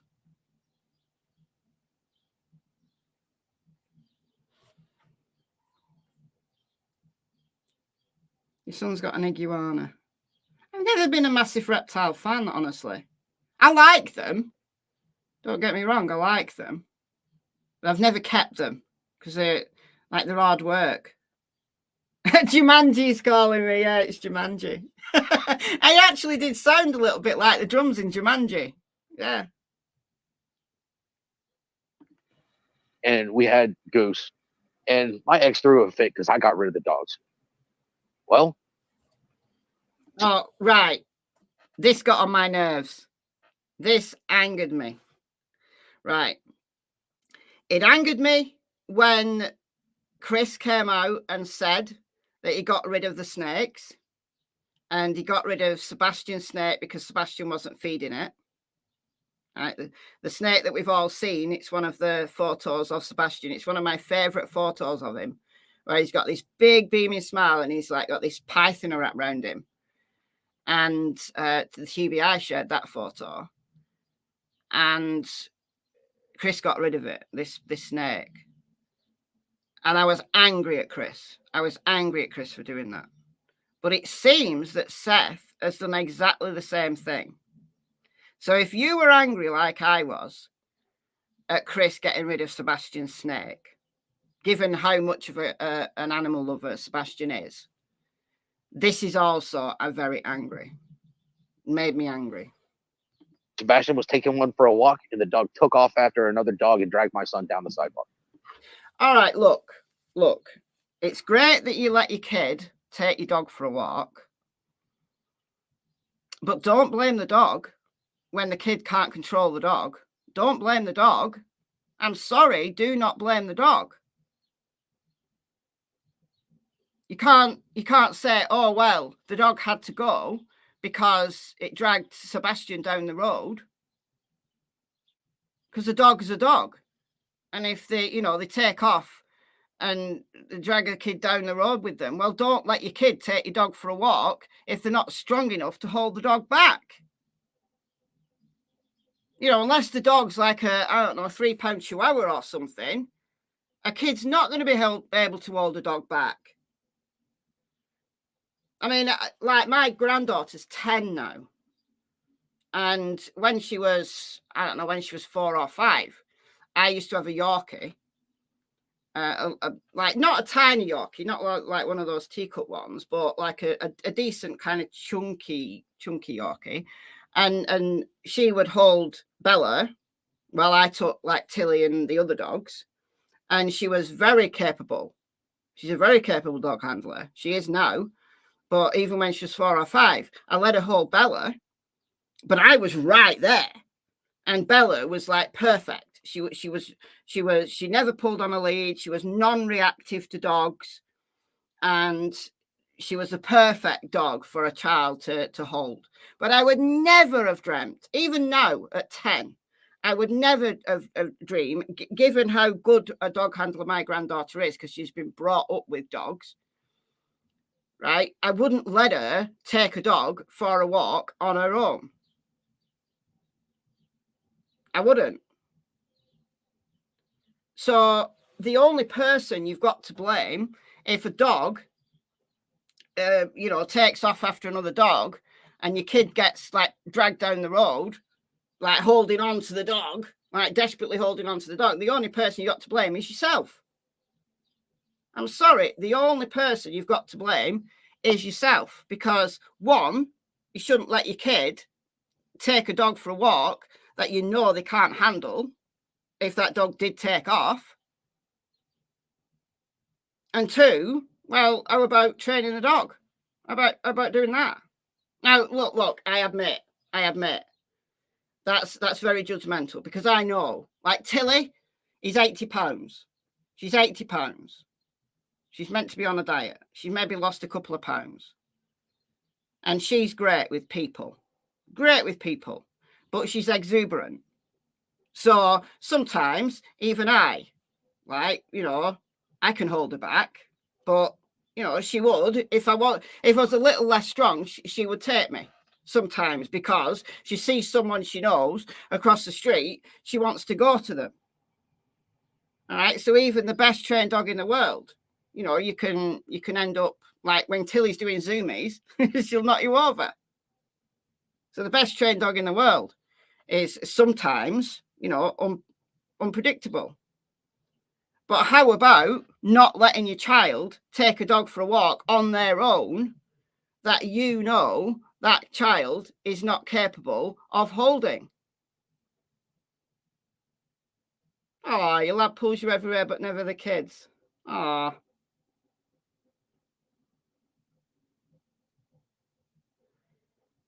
Oh. So this got me mad. This proper got me mad. Oh my goodness. No, you're not going to hurt my kid. Right. I had 2 of them. All right. And I wanted to train them to be able to work with Sebastian. He's autistic. But when that happened, couldn't do it. It was like, and I gave them away to good homes. I didn't sell them or anything like that. I literally turned around and gave one to the guy that lived across from us, who had another place to live down in Mexico. And he took him out and took Abel out to a range. And Kane, I gave to one of the ladies at his school, because she had just put her dog to sleep because her dog was old. Oh. And I was like, I tell you what, I've got a pity. He was Stafford Razor Cross, gray, beautiful pups. All right, I'm like, they're a little over a year old. They're still puppies. And I was like, you can have him. And I gave 50 pounds of dog food to her. So these are pit mixes. So pit mixes are strong dogs. They are strong dogs, even though they're not that big. They're all muscle. So if this was, a few years ago, why would you let your child take a dog for a walk that's as strong as a pit bull? Why? And then blame the dog. That's made me as angry as Chris getting rid of Sebastian's snakes. That's bad. That's bad. And gave her, cane. Like, here you go. And Sebastian didn't even realize the dogs were gone for 2 weeks. 2 weeks that they were gone. And then I finally took the doggy door out of the hallway. And he walked up and he was like, "Why'd you do that, Dad? The dogs are going to come eat my toys." And I looked down and I was like, "Son." So I don't know how old Sebastian was at this point, or whether this was when Sebastian was only like visiting Seth, but didn't notice the dogs had gone for 2 weeks. Well, if you didn't notice the dogs had gone for 2 weeks, is it because you weren't there for that 2 weeks, which would make sense? Or is it maybe the dogs lived outside and Sebastian didn't realise? Like, it's kind of weird. You had one job, and that was to feed and water the dogs in the morning before I took you to school. When was the last time you fed and watered the dogs? And he was like, "Oh, I guess I should feed and water them." I was like, "Son, I already gave them away to new hounds." And he was like, "Oh." I was like, "Don't." So Seth gave the dogs away because Sebastian wasn't feeding them, because it was his job to feed the dogs before he went to school. So Sebastian now is a little kid who's expected to feed the dogs, take them out, blames the dogs for being too difficult to control. Unbelievable. It's exactly the same reason that Chris gave for giving away the snake, Sebastian's favourite snake, because Sebastian wasn't feeding it. Kids have to be reminded. Thank you. Thank you. I remember when my daughter was little, we got her 2 rabbits because she was obsessed with rabbits. She still is. She's in her 30s now and she's got like 9 rabbits. So she had these 2 rabbits and she loved these rabbits. I couldn't clean them out because I'm deathly allergic to rabbits. So these rabbits were living outside. They had this big pen. And I had to remind her to feed them. Quite often, I'd just go and feed them, right? But one day, I remember one of them died. They got quite old. We'd had them for a few years. One of them died. I can't remember which one was left. There was one left anyway. I think it was Emma that was left. And and I said to her, go and feed Emma. I said, I've not fed her. Go and feed Emma. And she said, I can't. I said, why? And she said, because she's dead. I'm like, you what? And the rabbit was dead. The rabbit had died. Like, it was quite old. But it was just like this deadpan face. Like, just didn't care whatsoever. Like, I can't feed her. She's dead. I mean, that's what kids are like. That's what kids are like. They have to be reminded. Even if they love the animal, they have to be reminded. It's all about, teaching them how to be responsible. But they have to be reminded. So you don't just get rid of the animal because they didn't feed them. You have to be prepared that when you get an animal, any animal, even if the kid loves the animal, that they're going to have to be reminded to feed them. As a matter of fact, as it gets, it was totally like, you are a psychopath. You're not upset whatsoever.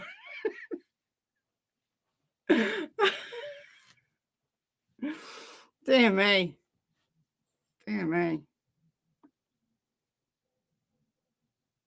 Boy, I gave him the good homes though. He was like, okay. He was younger then. Yeah. He wasn't attached to him like I was. Mm-hmm. I want to ask you this because but Sebastian's favorite animals are cats. So, again, Sebastian has had to lose his cats. If you remember what Chris and Katie said, that before Chris was in the picture, Katie had cats, which Sebastian, very favorite animals are cats, but Chris is allergic to cats. So Katie had to get rid of the cats when Chris moved in. And I was mad at that. I was like, all right, okay, an allergy is one thing. But so Sebastian, He's had 2 dogs taken away. He's had his favourite snake taken away. And he's also lost his cats. I don't like this. I don't like this at all. I really don't like this at all. Exactly. Before you get a dog, you should realise the work involved. Absolutely. Absolutely. It's like having another member of the family. I really want to clear this up too, because this is another one that's on nagging my soul. There's certain creators that keep saying this over and over, that Sebastian was going to be made to live with you because he was being punished. Can you please clarify that? Because I don't believe that's to be the case at all. I'll clear it up with this comment. While I was homeless in California going through a divorce and finally got the restraining order and everything cleared up in the court system, where everything that somebody had stated about me was proven false. There you go. And there was nothing could be proven that anything she said was legitimate at all, but everything that I stated was legitimate. Clear down to police reports. For my son to tell me that he'd rather live in the car with me than in that house with his mom, that should tell you. Yeah. Yeah, but that wasn't the question. That wasn't the question. So we're back to now the divorce, but that wasn't the question. The question was Sebastian going to live with him? So moving from Chris and Katie's to live at Seth's, was that a punishment? And I know that Seth has said in previous interviews that the plan was for Sebastian to go and live at Seth's last year. And surely I'm not the only person that remembers this.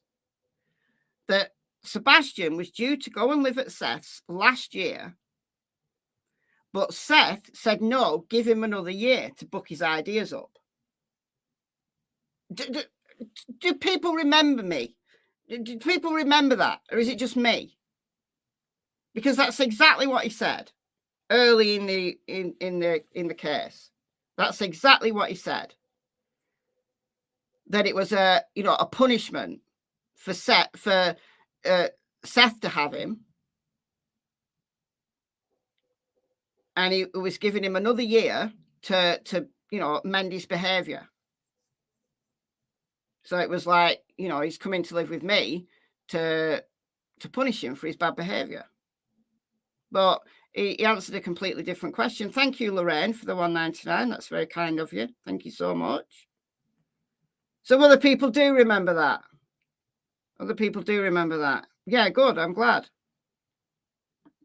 My son wasn't being punished to come live here with me. He thought he was being punished with online school. But he needed to get... Right, so he did feel that he was being punished. So, yeah, he might love his dad. He might want to spend time with his dad.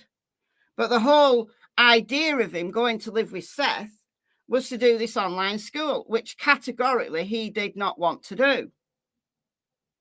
So he did feel he was being punished. The therapy, and he needed to have that year of just being online school. And what people don't realize is that he'd have been going to online school, which I still have him registered for and enrolled. I'm just hoping that I have him found and back to me before school starts. But he was going to school with his godbrother, because his godparents live up here in Clarksville too, which is why I live up here. I have a question. Someone that wanted me to ask you this too. The day that they called you, Chris called you to tell you that right here, Jane. I see. Wonder what was his bad behaviour. I'm not sure it's been articulated really clearly what his behaviours were. But whatever it was, Seth thought it better that he do online school while he was doing therapy. But Sebastian wanted to stay going to regular school. Why? Because he's a teenager and he wanted friends. The thing that he wanted most of all in the world was friends. So doing online school, like sitting on your own, like on a computer doing school, probably didn't feel very, very nice to him. He'd be even more isolated. Even more isolated. See it, babe. Jane says, can Seth please explain the day that Chris called? He called you and told you Sebastian was missing, and when you arrived at the house, what Katie did with her phone to you. She had the picture of Sebastian at Costco, shoved it in my face, and was like, "Look, see, he was having a good day." What? Like, That's what does so that mean to bizarre. me? What does that mean to me? Crazy, Seth. And Seth, does she not talk to you ever by herself? Because I noticed that Chris says like he kept in contact with you. Would Katie not co-parent with you one-on-one? Sometimes it was difficult. Sometimes we could have. I mean, sometimes co-parenting is hard. I honestly not surprised Katie didn't want to speak to him. Given all of the crap that he's come out with online, what would he say to Katie behind the scenes? So I'm not surprised she didn't want to speak to him. It is hard, but you will do whatever you can to make sure that your child is okay. Oh, absolutely. But I refused to continue certain punishments from that house at my house because he didn't do it at my house. I don't blame Absolutely you. right. You're absolutely right about that. I teach co-parenting classes. You are right about that. And I did try to correct that. I heard people saying that if the kid gets in trouble at one house, the punishment should spill over to the other. And I said that is I believe that only depends on what he did wrong. I agree with that. Well, if he had sat there and hit a teacher or something, yeah, I don't approve of putting your hands on anybody, especially a female. Oh, hell no. So me and him are going to have a nice long talk for that hour when we get here. And I'm going to ask him what he thinks his punishment should be. But that's only going to be after I find out what his punishment has been at his mom and Chris's. And that would be a specific example of where both parents would have to be called in for that particular type of infraction, right? Right. Where it would be both. Correct. Well, was there any question that he'd ever hit a teacher? Are we just talking hypothetically here or what? I'm not really clear whether this is hypothetical or whether there had been an occasion when he'd hit a teacher. I mean, if so, I would imagine that the school would be very concerned about that. Like if your bedtime's 10 o'clock, kid stays up to 10:30, 10:45, and you say, okay, well, you're grounded this weekend. That grounding should not happen at the co-parent's house. I've seen situations where one parent was actually weaponizing that so that every time the kid went over to the dad's house, he had to be grounded for the dad's weekend. So yeah, no, that's my weekend with him, not your weekend to control him. That's exactly correct. Absolutely. I honestly think it's a fine line. That there are, I think, certain things where the parents have to be on a united front about, and then maybe there's other things that they should remain two separate households, and what happens at one household shouldn't transfer to the other household. So I get that, but it is a fine line. And I think as long as the parents are on the same page with the big things, then the small things, I think, should remain. What happens at one household stays at one household and vice versa. No, I wouldn't be happy co-parenting with Seth. No, I wouldn't. I wouldn't at all. This is brand new, Amanda. This is brand new. This happened overnight, my time.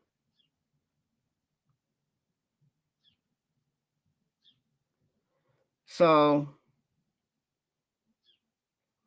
I get it. It's difficult. It is difficult when you're in a co-parenting relationship, when the parents aren't getting on. It's a very bad situation.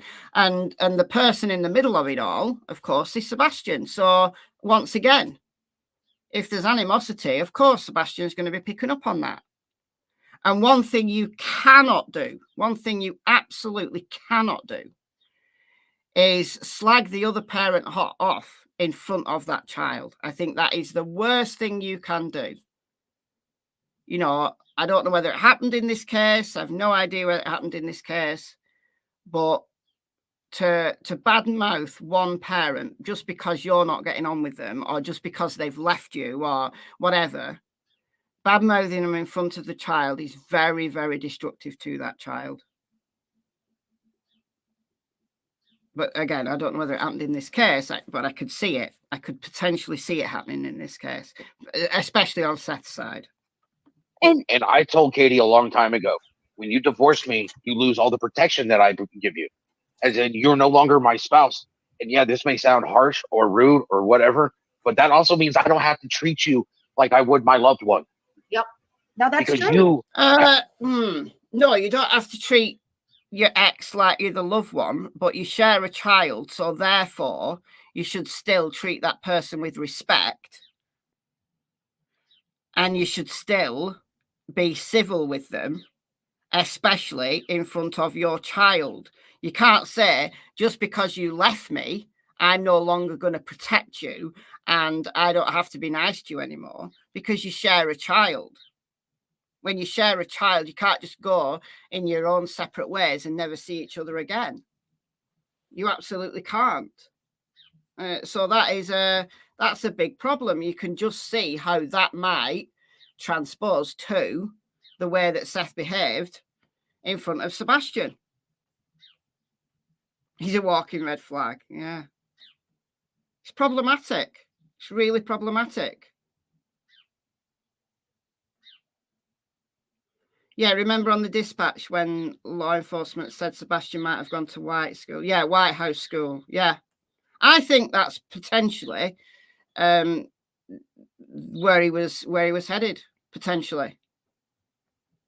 I've said that since that dispatch came out. And that's why I think like the woods to the north are an important place where something, might have happened. Yeah, Max did that a lot about me. My kids are 20 and 23 now, and they still resent their dad for the slander. Exactly, they do. Kids pick up on it all. And they're in the middle of it, and it's horrible. It's horrible. Have you violated your vows? You have stepped upon these vows that you took in front of somebody that are... How is any of this relevant to the disappearance of Sebastian? The fact that Katie chose not to be married to Seth anymore. Remember, this is years ago. So he's still throwing this back. You violated your vows. You violated your vows. Just not got over it. Not got over it. Insecure, yeah. It's horrible. Supposed to be in front of God, and you have trashed these vows because you don't want to work with me anymore. Got it. Well, I'll work with you when it comes to Sebastian, but don't expect the same treatment from me that you got when I was married. People think I'm not over her. No, I still have good memories. I have a lot of good memories of me, Sebastian, and his mom. All right. I never focused on the negative ones. I know them. I lived through it. But I always been the one that goes for the positive memories.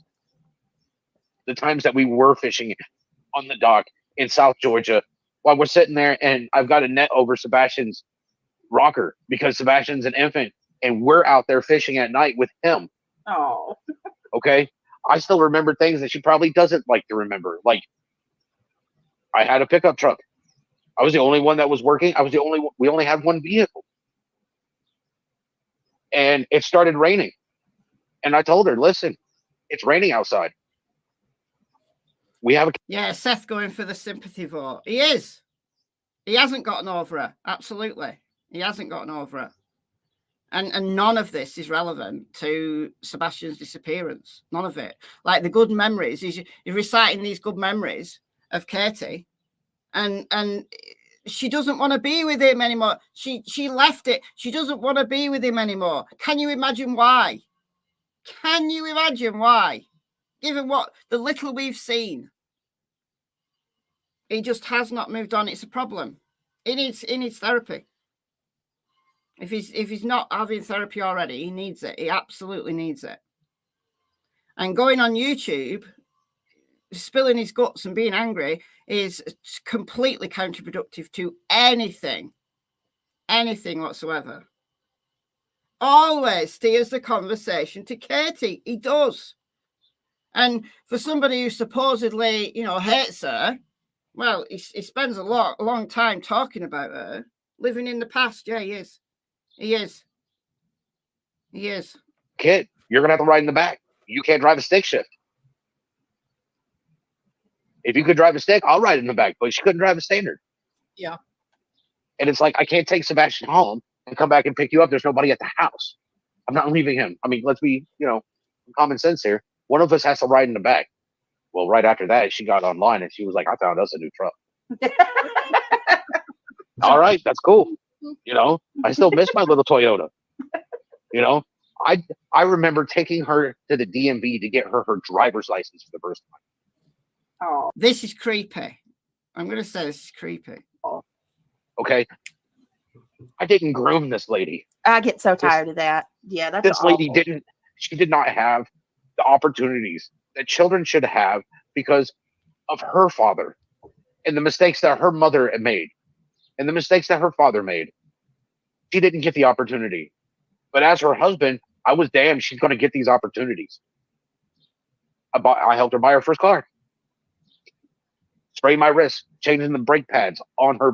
Cassie might have been horrible to him also. Well, if she was, maybe it's because she had a messed up childhood and now Seth is treating her like a kid.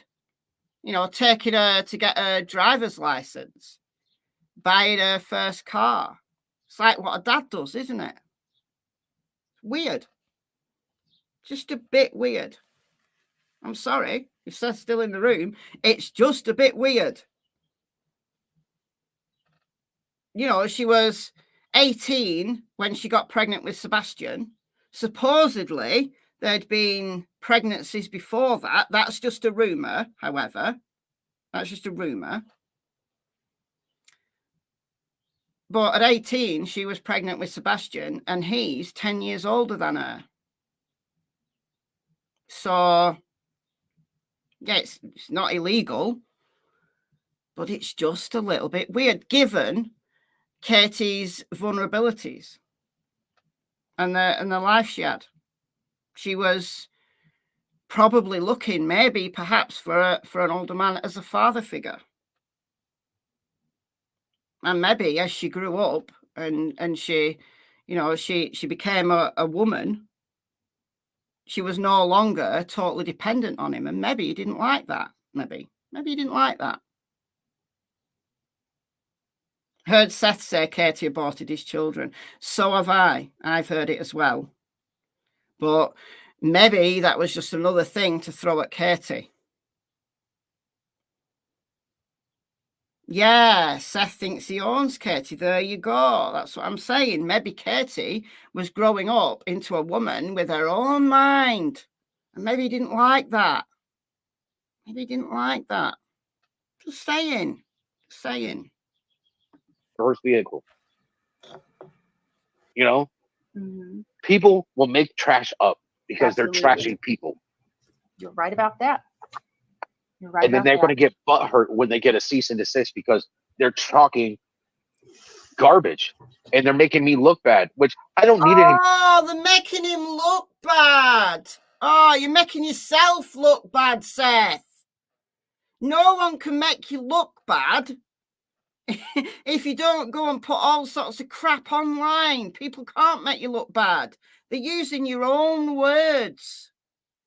They're using his own words. The only person who's made him look bad is him.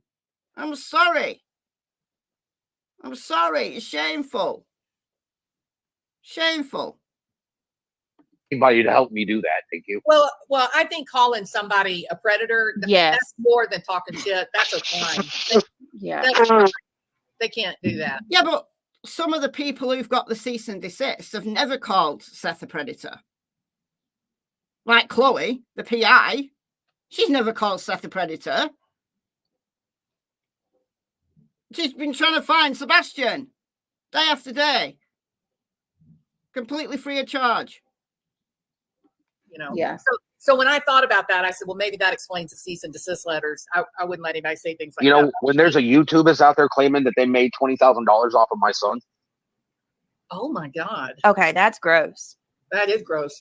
They got a cease and desist too, because you're nasty. You're using the fact that my son's not here.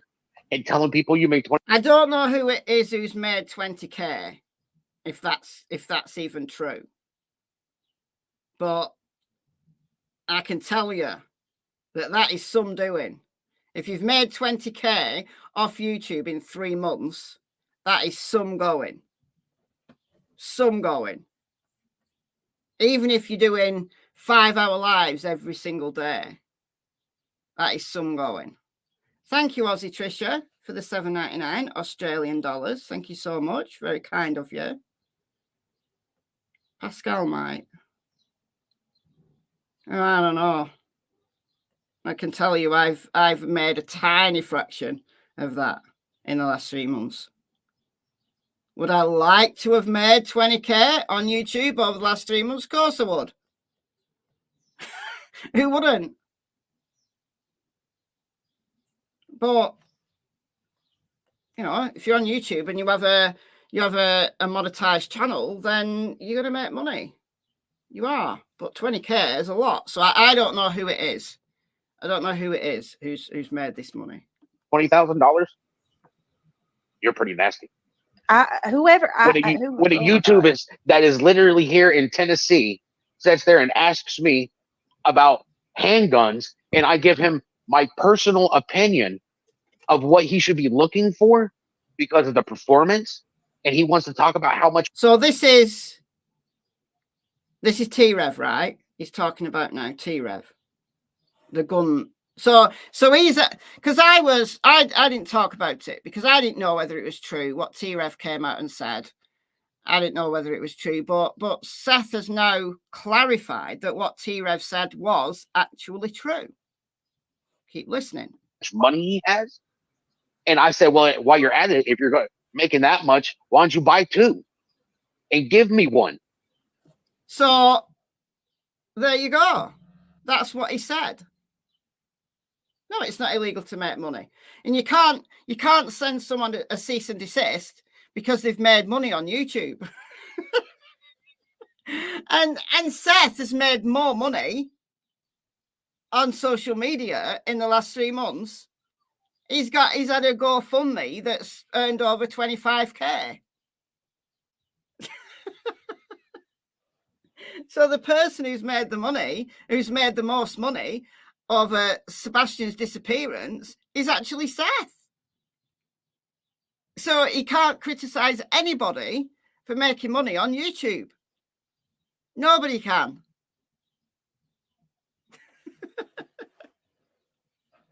Dear me. Dear me. It is time consuming. It is very time consuming. You know, so if I couldn't make any money on YouTube, I would have to spend less time making videos because I'd have to spend more time doing other stuff that paid my bills. So it's simple as that. But the people who've made money covering Sebastian's case pales into insignificance when you think about how much money Seth's been given. So self-snitching, yeah, self-snitching, yeah. So he's now confirmed what T-Rev said about the gun. He's confirmed it because he said, well, if you've got that much money, why don't you buy 2 and give me 1? That's exactly what T-Rev said. So we've now confirmed T-Rev's story. It wasn't a lie. That's exactly from Seth's own mouth what T-Rev actually said. No, the pistol don't cost $2,000. They're $2,500. Wow. I've been saving. So T-Rev underestimated. Actually, this firearm that he wanted was $2,500. So if you've got all that money, T-Rev, why don't you buy 2? So that's $5,000. Why don't you buy 2? But then you give me 1. Up for 4 months before my son went missing to get it. Do you think I have that money now? No, I spent that money in doing other things. Did you? So he was saving up for a firearm before Sebastian went missing. Bear in mind, this guy earns 50K a year. So he should be able to buy a $2,500 $100 firearm himself, earning $50K a year. So yeah, he might, have other commitments. He might have bills. He might have, rent and all that stuff. So he was saving up for 4 months, to buy this, new firearm. And then Sebastian goes missing. So now he's had to dip into his savings and spend it on other things. Yeah, but what about the 25K GoFundMe? Where's that gone? And what about all the cash apps that he's been getting, all the channels that have been, showing his cash app and his Venmo and whatever else? We don't know how much Seth has actually earned. And then, isn't it the case, again, I can't confirm this, just a rumor, isn't it the case that Seth's colleagues felt so sorry for him that they gave their, I think it's called PTO, to him? So basically, the days that they could have got off, like paid, they gave it to him. So he was actually getting paid from his job, at least for some of the time he's been off, whilst getting money from the GoFundMe. Yeah, $20,000 on gas. I mean, who can spend $20,000 on gas in 3 months? Come on.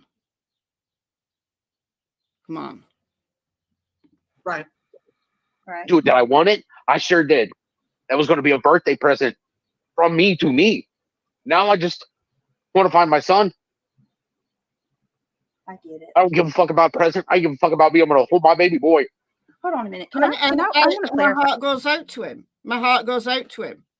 That, saving up for a new firearm pales into insignificance now that Sebastian's gone missing. But then he goes along to T-Rev and says, oh, well, you're earning so much money. You buy me the firearm then. By that right now. Are you saying that the person bragged to you about making that money? Yeah, maybe a semi-truck driver. Yeah. But no, you'd have to put in a lot of miles to spend, in just a regular truck that he's got. I mean, yeah, gas is expensive. I get it, but come on. Money? Yes. Oh my God. I can't with that. Crazy. I'm sorry, y'all. That right there is awful. It's like you are such a piece of shit. And to think that I come under your thing and I think that you have my back and I tell you to be safe while you're out there doing what you're doing in other states, because I've been taken advantage of by YouTubers, content creators, more like copy clickers, because they just want to take interviews and dissect them. Oh, did you see how his eyeball twitched? Oh, he keeps his hand up above. I've got nerve damage in my right arm and I can't even make it into an MRI. Yeah, I stood up for Seth here when people have been saying, oh, he raises his arms, he's doing a Chris Watts. Do you remember when Chris Watts was watching the surveillance video in the next door neighbour's house and he was stood there like panicking with his hands behind his head? People have been saying, oh, Seth gives me Chris Watts vibes. And no, I've been saying, look, he's got a bad shoulder.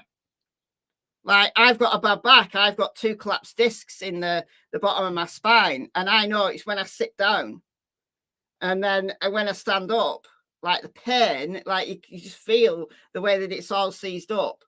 And then I have to stretch in these weird positions to like rectify my back. So I get it. I do get it. And I've stood up for Seth on this. I don't think that Seth is doing a Chris Watts by putting his hands behind his head. He's stretching his arms back. But the rest of it, I've got a big problem with. I've been waiting for over a month. BHB's Bullhorn Betty. Close to 2 for an MRI. All right. Yeah. There's days that I cannot pull myself out of my bed. I can tell. I mean, this has taken a toll. Yes, it's too much. Have you would you be able to just sort of stay away from the whole YouTube stuff for a week or so, just to kind of give I did. That's why I deleted. Jewels of thought. Yes, I agree. Stay away from the YouTubes. Stay away from it. And by the way, while you're at it, fire TikTok Tony. He's the problem. He's a massive problem.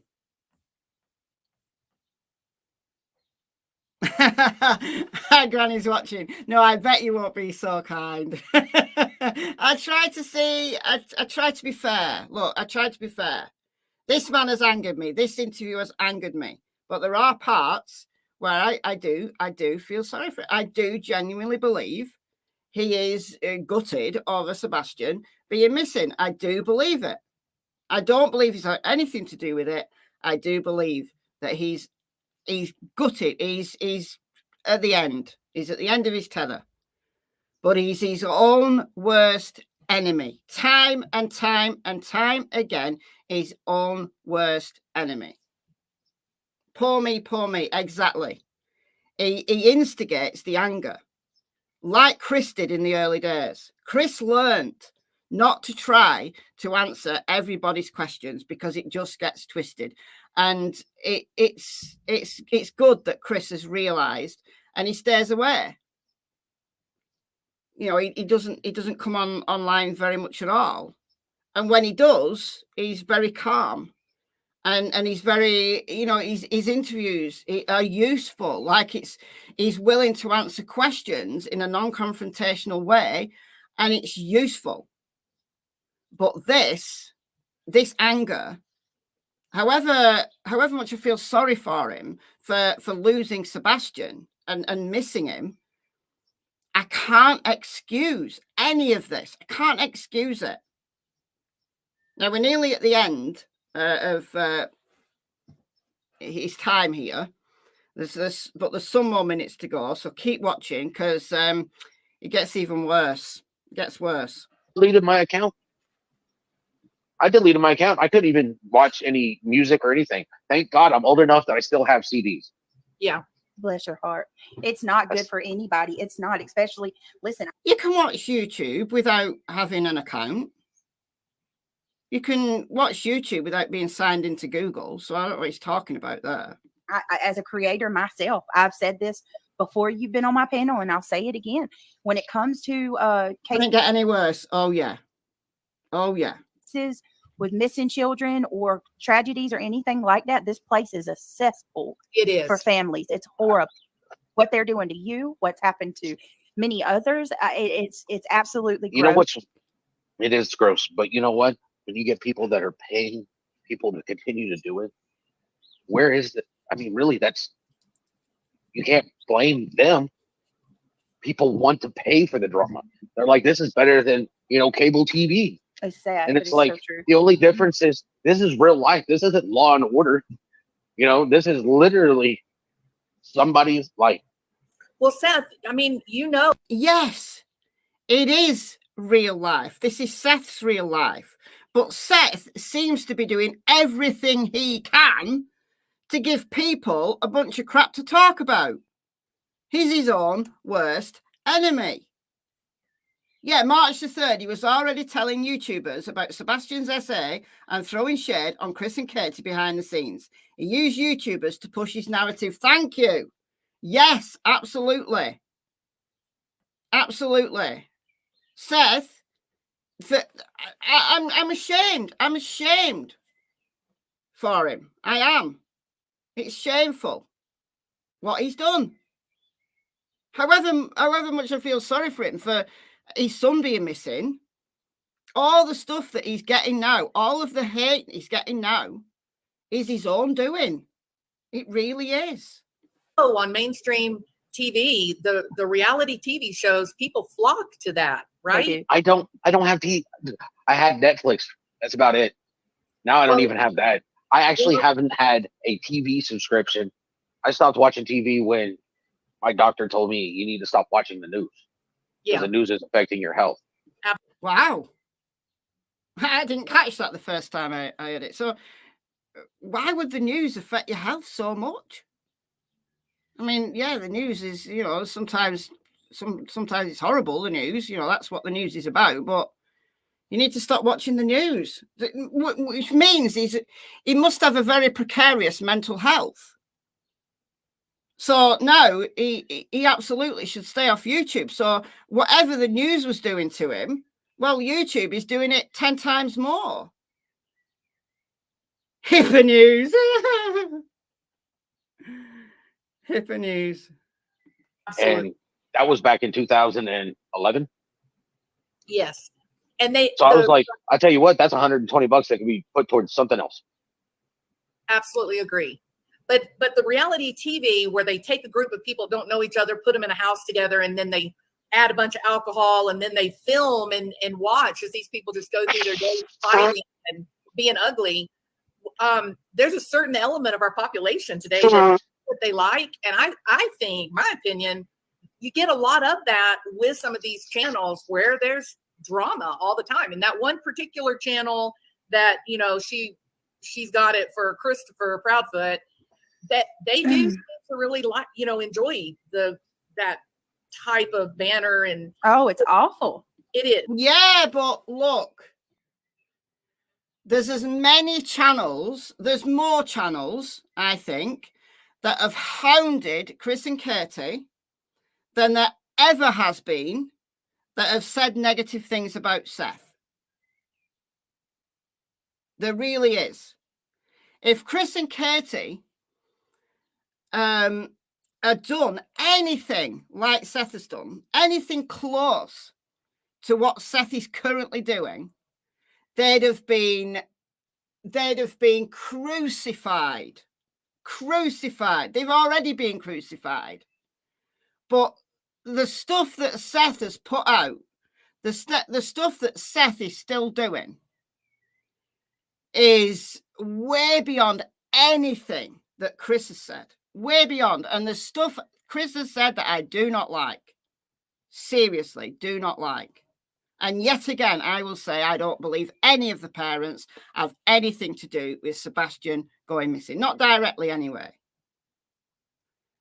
But Seth is his own worst enemy. And he's dragged this case into the dirt. And for that reason, Seth, if you're still listening, you have been shameful. Utterly shameful. And you fed into the YouTube algorithm in a way that has allowed people to make money off this case. There's nobody to blame but him. I'm sorry. It is. And the only thing that you can do, Seth, is to insulate yourself from it and just not watch it. Don't go there. Don't listen. You're not going to control these people. We sat, Brittany can tell you, we sat and watched for about 2 years as exactly the amount of heat Seth is getting is a 10th of the heat Chris and Katie got. Absolutely. I totally agree. I'll be the next to get a cease and desist. Well, good luck with that. I'm in an entirely different country. So good luck with enforcing that. And anything that this particular cease and desist says has absolutely no legal basis to it. You cannot say, I do not want people to mention or search for or raise awareness for a missing child. There's no legal basis for it. So if I get a cease and desist, it will go in the same filing system as the cease and desist I got back in 2005, which also had no legal basis. So you file it in the drawer labeled trash.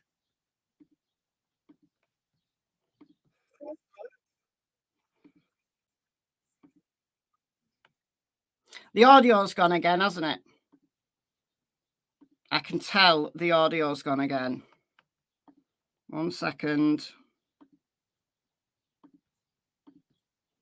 We should be back. Hired attorneys. They sent cease and desist to YouTube. They tried to sue YouTube, individual creators, just trying to make people stop with the nonsense. And they could never get it to happen. And drama will never stop because there's always people that are craving the drama. Drama will never stop when there's people feeding it. And the only person feeding the drama now, I'm ashamed to say, is Seth Rogers. Mhm. But as creators, you guys can limit it because you can. Seth is the drama. And TikTok Tony's doing the same on TikTok. So we've got Seth feeding YouTube and we've got TikTok Tony feeding TikTok. Did he ever say he's still got a job or not? No, he didn't answer the question. He said, how do you know that whether I'm working or not? So he was very evasive. So we don't know whether he's still got a job or not. You can limit the drama. That stuff's not allowed here. If you keep it up, you can go somewhere else because you won't be allowed here. I mean, that's just the way it is. Somebody was wanting to know about me leaving my son at home. When he was here, my son was responsible. Have you ever known? All right. So it's getting to the bad part yet? No, not quite, but it's getting there. So he's going to start talking about leaving Sebastian home alone for 12 to 16 hours while he's working. All right. And he's going to get into accidents. Just to warn you. So he's the one who said that Sebastian had the kind of mental capacity of a 10-year-old. So now he's saying Sebastian's very capable and very responsible to be left on his own overnight. Okay. So which is it? Does he have the capability of a 10-year-old? If so, why would you leave him on his own overnight? Okay, my son was never an eloper. He never eloped. He never ran away, no nothing. Besides the fact that my neighbors all around know my son and think that he's the wonderfulest child they've ever met. Oh, okay. He does seem I like mean, a little darling. My neighbor has stated that she has watched him come out this door and stand in the driveway, and she was out here, and he was like, "Hi, how you doing?" She's like, "Hey, what are you up to?" And he was like, "My dad will be home in about 7 minutes." So Sebastian is standing on the driveway waiting for his dad to come home, counting the minutes down until his dad comes home. Now, we don't know when this is, but how does he know what Sebastian was doing, who he was talking to? Like, relying on the neighbours to, report back if they saw him. This is awful. This is terrible parenting. It's the definition of elopement. Exactly. Standing there on the driveway. Anybody could have picked him up. Anybody could have befriended him. Aw. And she's like, "How do you know?" And he was like, "Because I know what time it is. My dad's never late when he's coming home from work. He'll be home in about 7 minutes." And she's like, "Oh," he was like, "I come home. He's already got coffee made and everything." And it's like, "How'd you know I was coming home early?" He was like, "I just knew you were coming home, Dad." So sweet. So Sebastian's able to make coffee. He's able to cook for himself. He's able to stay on his own. The neighbours are relying, to be watching out for him. Well, what if he went wandering when the neighbours weren't actually watching? Come on. So I made that promise to him. "I'm going to work, son. I'll call you later on tonight." Because I'd call him from the jail. Because I can't have my cell phone in there. All right. So I would call his cell phone from the jail. So if Sebastian got into trouble, if something happened, Sebastian can't even get in touch with his dad. Unless he knows how to call the jail. What platform is this on? YouTube, allegedly with Brittany J. I'll put the link in the chat again. The link is already in the description box for replay viewers. So, standing on the driveway, waiting for his dad. And I would see how he was doing. He never had a reason to leave. I hate this word. I really hate this word. But the kid had plenty of food and snacks in this house for him.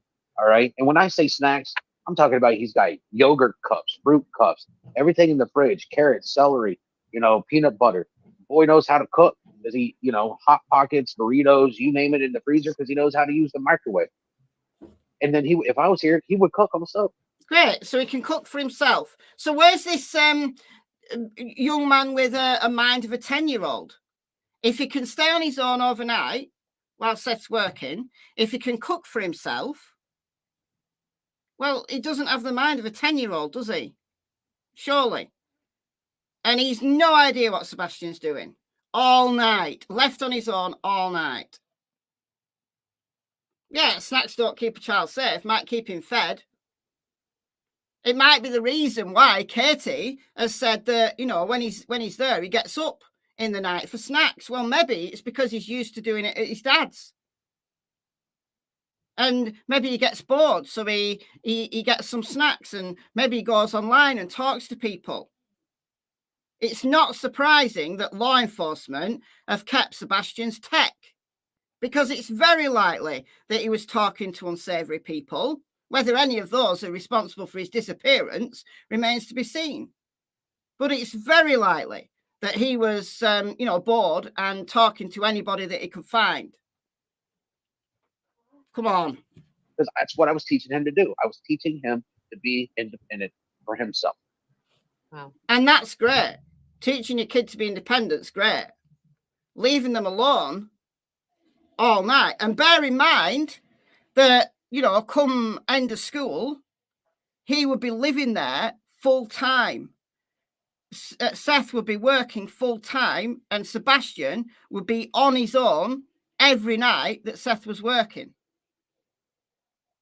What a responsible parent. What great parenting. Brilliant. You have to let them grow if they're ever going to be able to fly on their own. How can I just ask for clarification and listen? I'm not just Viv. Yeah, he could have been wandering around for hours. Absolutely. Of course he could. Like, the neighbours are not going to be looking out the windows like all night, are they? He could have been wandering all over the place and nobody would have known. And Butterfly's Journey, yes, absolutely. It's now come out that Sebastian had his own Gmail address, that he has his own Gmail account that Seth set up for him. I don't have a problem with that. I don't have a problem with the 15-year-old having their own Gmail. I don't have a problem with they're having their own email. I don't have a problem with them gaming. What I do have a problem with is them being left on their own all night. And then, you expect that kid to be well adjusted and to just go to bed on their own and not get bored. All right. Lindsay, member for 15 months. Yeah. 1.5k in chat. 700 likes. Look, if we get to 1,000 likes by the end of this live, and bear in mind we've not got long to go, we're getting to the really bad bit now.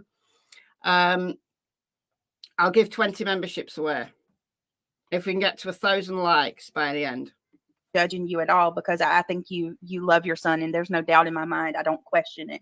But I don't question that he loves his son. I think he's just very screwed up. I think he's just very angry. He's got problems, and he's projecting a lot of that problem onto Katie and onto Sebastian as well. Did you have to work overnight, or was it during the day? I worked overnight. Okay, and he did fine. That's good. I mean, listen. Don't make excuses for that. I wouldn't have left a kid overnight at 15. I wouldn't.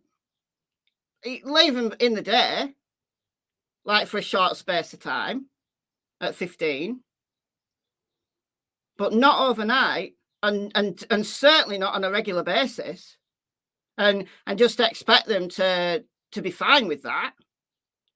When he's out there standing in the driveway waiting for his dad to come home, that tells me he's bored.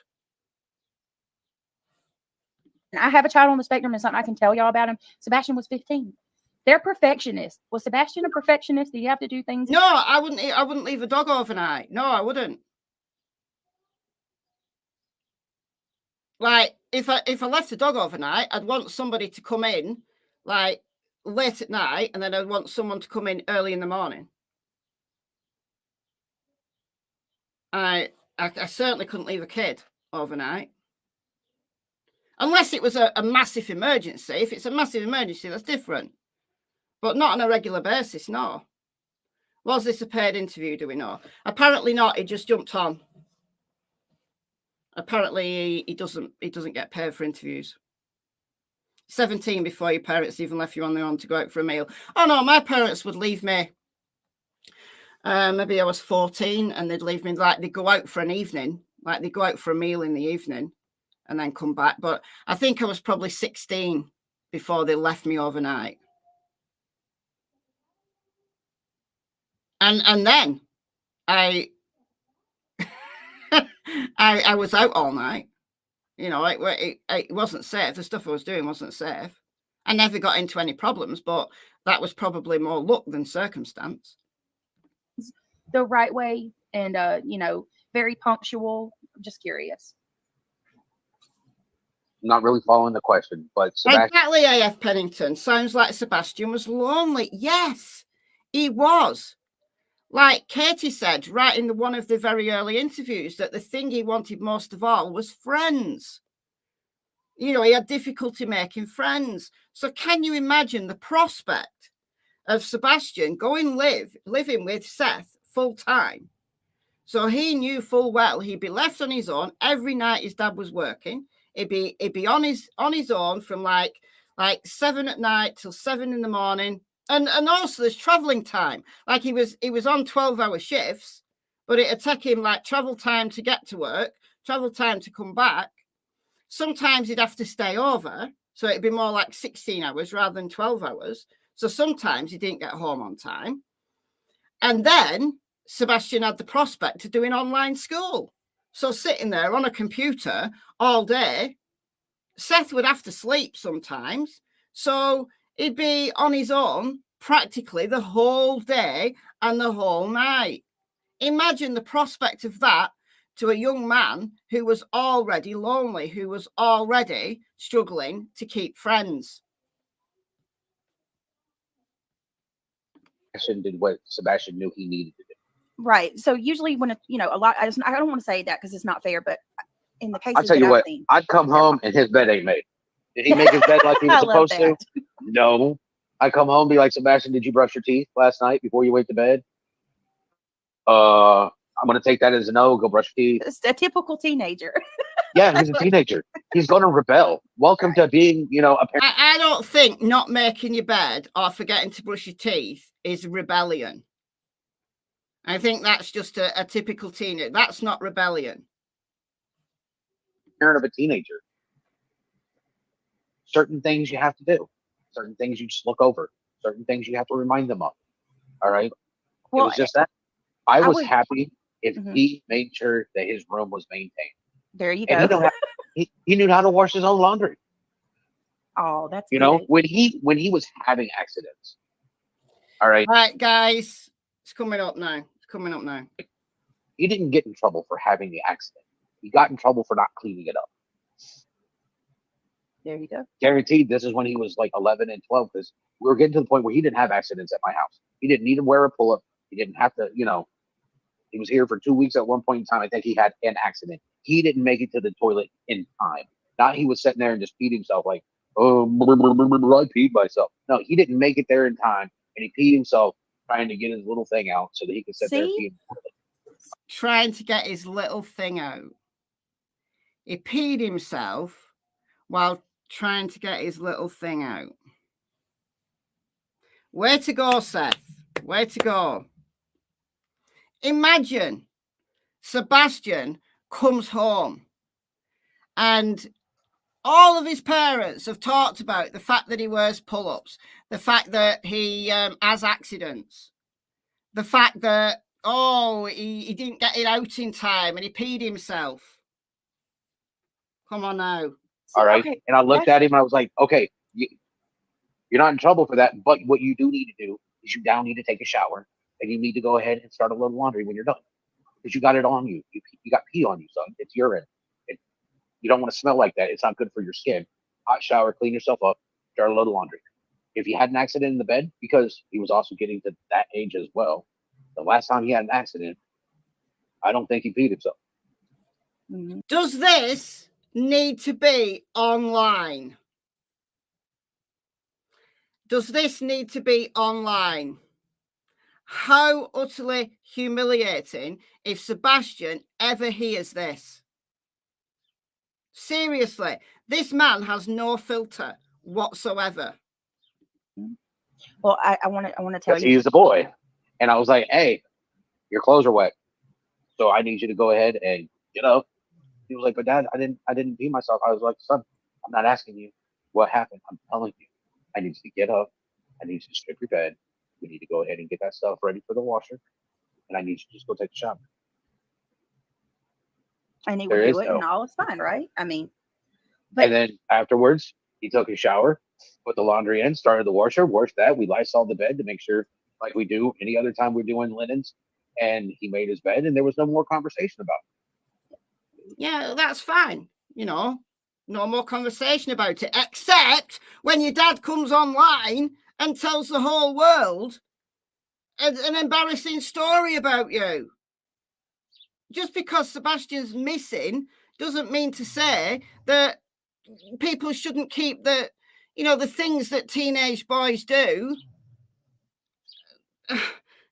That some things should remain private. There's absolutely no reason why that should ever have gone online. None. Thank you, CBC, for the $4.99. Yeah, social immaturity, no friends, bludgeoning puberty, made him right for predators. Yeah. They're as normal as anybody. They're as normal as you and me. You know, to look at them, to talk to them, they're very charming. The fact that law enforcement have still got Sebastian's tech leads me to believe that, you know, there's evidence potentially. Whether there's evidence that have led them down a path that will eventually get Sebastian back, we don't know.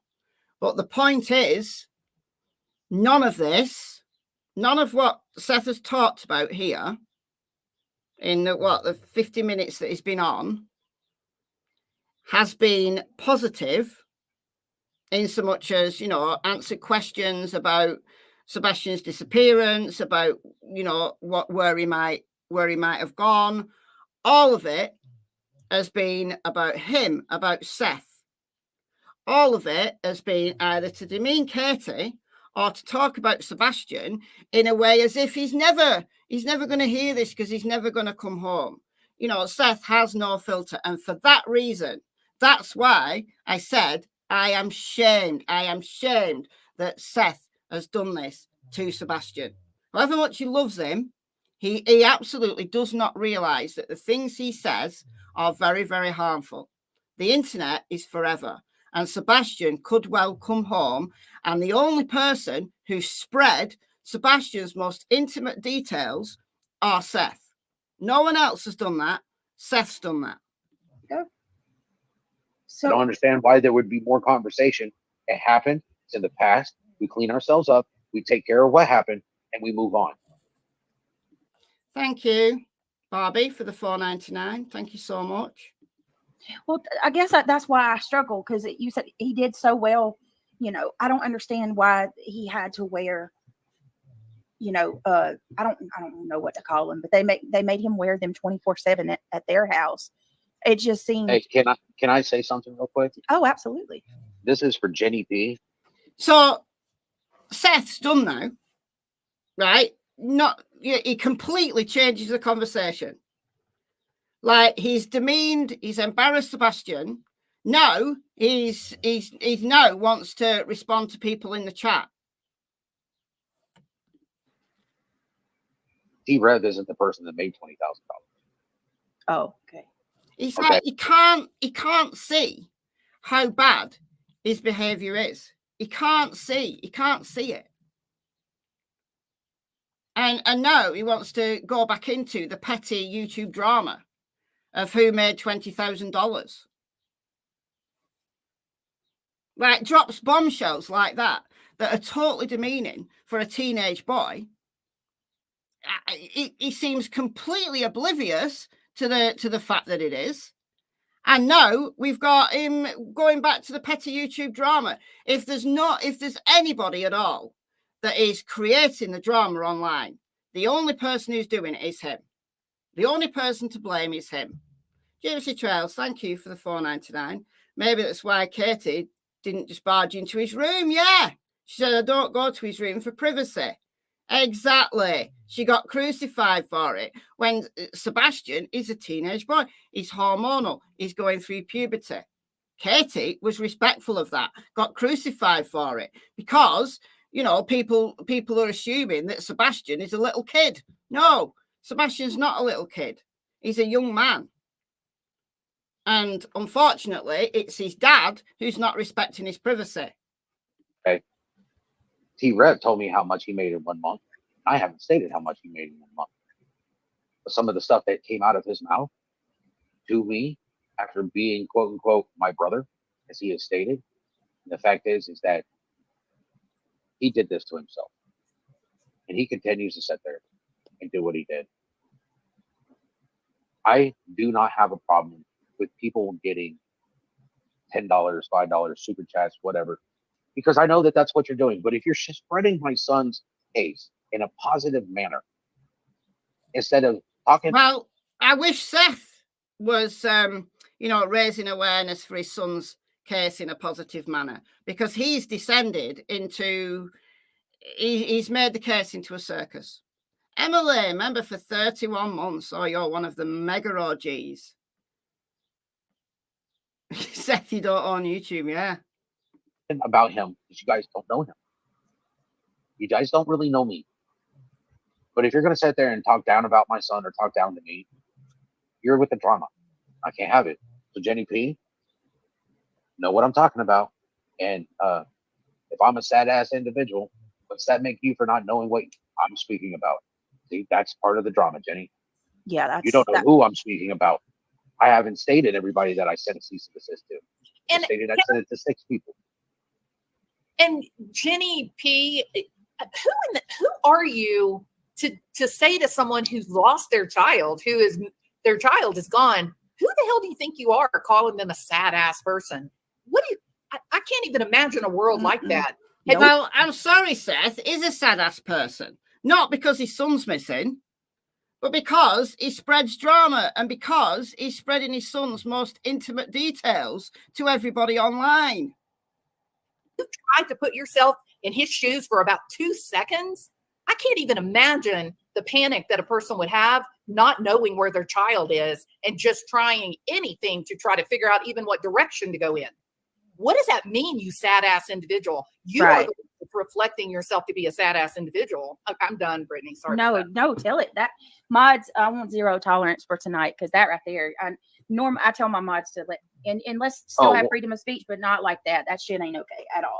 And there's one other one, audacity. I just get the feeling that if the other parent left him that long, there would be an outrage. Katie knew what I did. She knows how long my shifts are. She knows that I work nights and I work 12-hour shifts. That doesn't make it right. Maybe that's why Katie didn't want Sebastian to go and live with him. Maybe that's why Katie was the reluctant one to allow this to go ahead. Maybe it's because she knew. And maybe she couldn't stop him doing that. You know, if she wanted Sebastian to see his dad, well, really, it's down to Seth to arrange his shifts so that he's never away when Sebastian's there. Do they defend Katie with the same passion they defend Seth? No, not on this channel, they don't. Unfortunately not, no. So, just because Katie knew, well, we don't know if she was happy about it. And in the early days, it was always said that Seth arranged his shifts around Sebastian so that he had the whole weekend with Sebastian. Now, that's completely changed. Now, when Seth has Sebastian at weekends, now Seth works the whole night. So he's going to have to sleep sometime, isn't he? Bread to kill. If you don't believe any of the parents are involved, then why is it okay to be hypercritical of any of them? Also, how is it really helping find Sebastian? Please and thanks. You need to ask Seth that. How is any of this helping find Sebastian? How is it? How is putting Sebastian's trauma and his most intimate details out there. How is that helping find Sebastian? It isn't. And it's perfectly possible to believe that a parent isn't directly responsible for their child's disappearance, yet be very critical of their parenting and saying that in some way, indirectly, that could be a reason why Sebastian ran away. So I hope that answers the question. All right. She knew everything before she came up, before we even agreed to that. Well, here's the thing too. I'm listening to what Seth says. Katie, Sebastian would get off at 3 o'clock, and Katie wouldn't get home until 6 or 7 o'clock in the evening. So if you think that me leaving him for 12 hours while I go to work at night, she left him at home alone as well during the day. All right. So she left him also. So he got off the bus at 3, and she would be home at like 6 and 7. Okay. So that's 4 hours maximum. All right. Well, a 15-year-old, 4 hours in the day, comes in, does his chores, does his homework, then his mum's home. There's a big difference between that and leaving them all night. Leaving them all night, especially when it's not easy. So if something happened, if something bad happened, it's not easy for Sebastian to get in touch with Seth because Seth isn't allowed his phone in the jail. So Sebastian would have to ring the jail and hopefully someone will get a message to him. It's a completely different situation. Completely different situation. Remember, he He's 15 years old. No, we communicated about that because one of the things that I wanted her to make sure that she understood is that I work 12-hour shifts. Sometimes I have to stay over. It's mandated, and I have to pull 16-hour shifts. So sometimes Sebastian's left home alone for 16 hours. 16 hours. So for 2/3 of the day, when he's at Seth's, he's home on his own. That's very different than getting off the school bus, coming into the house, sitting down, getting changed, doing your homework, doing your chores, and then your mum's home. Very different. So why have Sebastian living at Seth's at all? What would that teach him? Because Seth will be at work 12 to 16 hours. That's not including travel time. Seth would have to sleep. So Sebastian's been on his own for up to 16, maybe 17 hours, including travel time. Seth has to sleep. So that's the whole day gone. So where does this online school fit in? Where does any support fit in? Where does any, fun time fit in? It doesn't, does it? All of this is from Seth's own mouth, but yet still has to blame Katie that Katie knew about this. Well, we don't know whether Katie was happy about it, do we? And we also can't say that just because Katie left him for 3 to 4 hours at a time that is socially acceptable, not all night, it's very different. All night is very different. Because we're short-handed. We got to have officers there for the inmates. Yeah, so he had internet access. He had his own Gmail account that Seth has now disclosed. And he's home for 16, 17 hours on his own. He could have been talking to anybody. He could have had people coming round. He could have been inviting people round to Seth's apartment, and Seth would have no clue. And she was completely aware of this. See, there was communication. So let's defect and blame her. Let's not blame him. Let's not blame Seth for doing that. For, surely he could have arranged his shifts around Sebastian. Now, he couldn't arrange his shifts around Sebastian when Sebastian's living there full time. So can you now see why Sebastian was so opposed to going living with his dad? And there was co-parenting when it came to Sebastian. Wasn't the best in the world, but at least both of us tried. Well, one thing that I actually that sticks out for me with everything, and I've tried to even tell everybody, what, regardless of what you believe, that you can't deny that even Chris and Katie themselves has spoke very highly of Seth's relationship with Sebastian. Yeah. You know, they said that if Sebastian was in sports, you bet his father would be on the front row. You know, they have said that. They've been very kind. They've been very kind about Seth. They haven't brought their disagreements to the online space. They've protected Seth. Even when Seth has been vitriolic, they have never come out and dissed him. They've been very kind to him. And that's Seth gone. He disappears and he doesn't come back. He doesn't come back. They go on to playing other videos. So that's it. So I think that was very enlightening. I think there was a lot to chew over there in that interview. So that was allegedly with Brittany J. I'll put the link in the chat once again if you want to go and listen to the whole interview again without my commentary, or whether you want to go and listen to the whole live stream. It's 3 hours and 44 minutes, and Seth comes on at 1 hour and 7 minutes. So just bear that in mind. So he's on for about 50 minutes before he drops off. He disappears. Yeah, doesn't like it. He's just disappeared. All right, guys. So I've been on here now for nearly 3 hours. What likes are we on? Did we reach 1,000 likes or not? Let's have a look. Oh, we're only on 823. So no. Sorry, not even close. Not even close. So if we get to 1,000 likes in a live stream, I give 20 memberships away.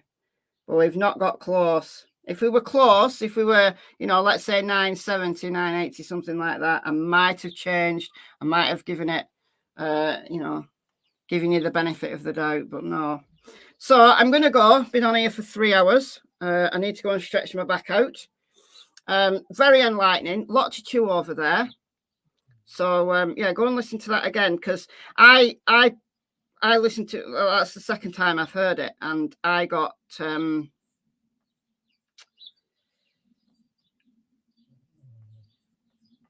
I got things from that I hadn't heard the first time round. It's weird when that happens, isn't it? Thank you, CBC, for the $1.99.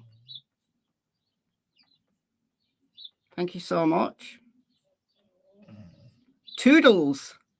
Toodaloo. All right, guys, I'm going to go. So thank you so much for joining me. Shame we didn't hit the 1,000 likes, but maybe next time. So thank you to those that donated. Very much appreciated. Welcome to the new members. So go and check out the puppy pics. There's some puppy pics on the members area, and a bunch of videos and live streams on there as well. So yeah. Bye, guys. Thanks, mods. Thanks, everyone. And I'll see you tomorrow. Bye, guys.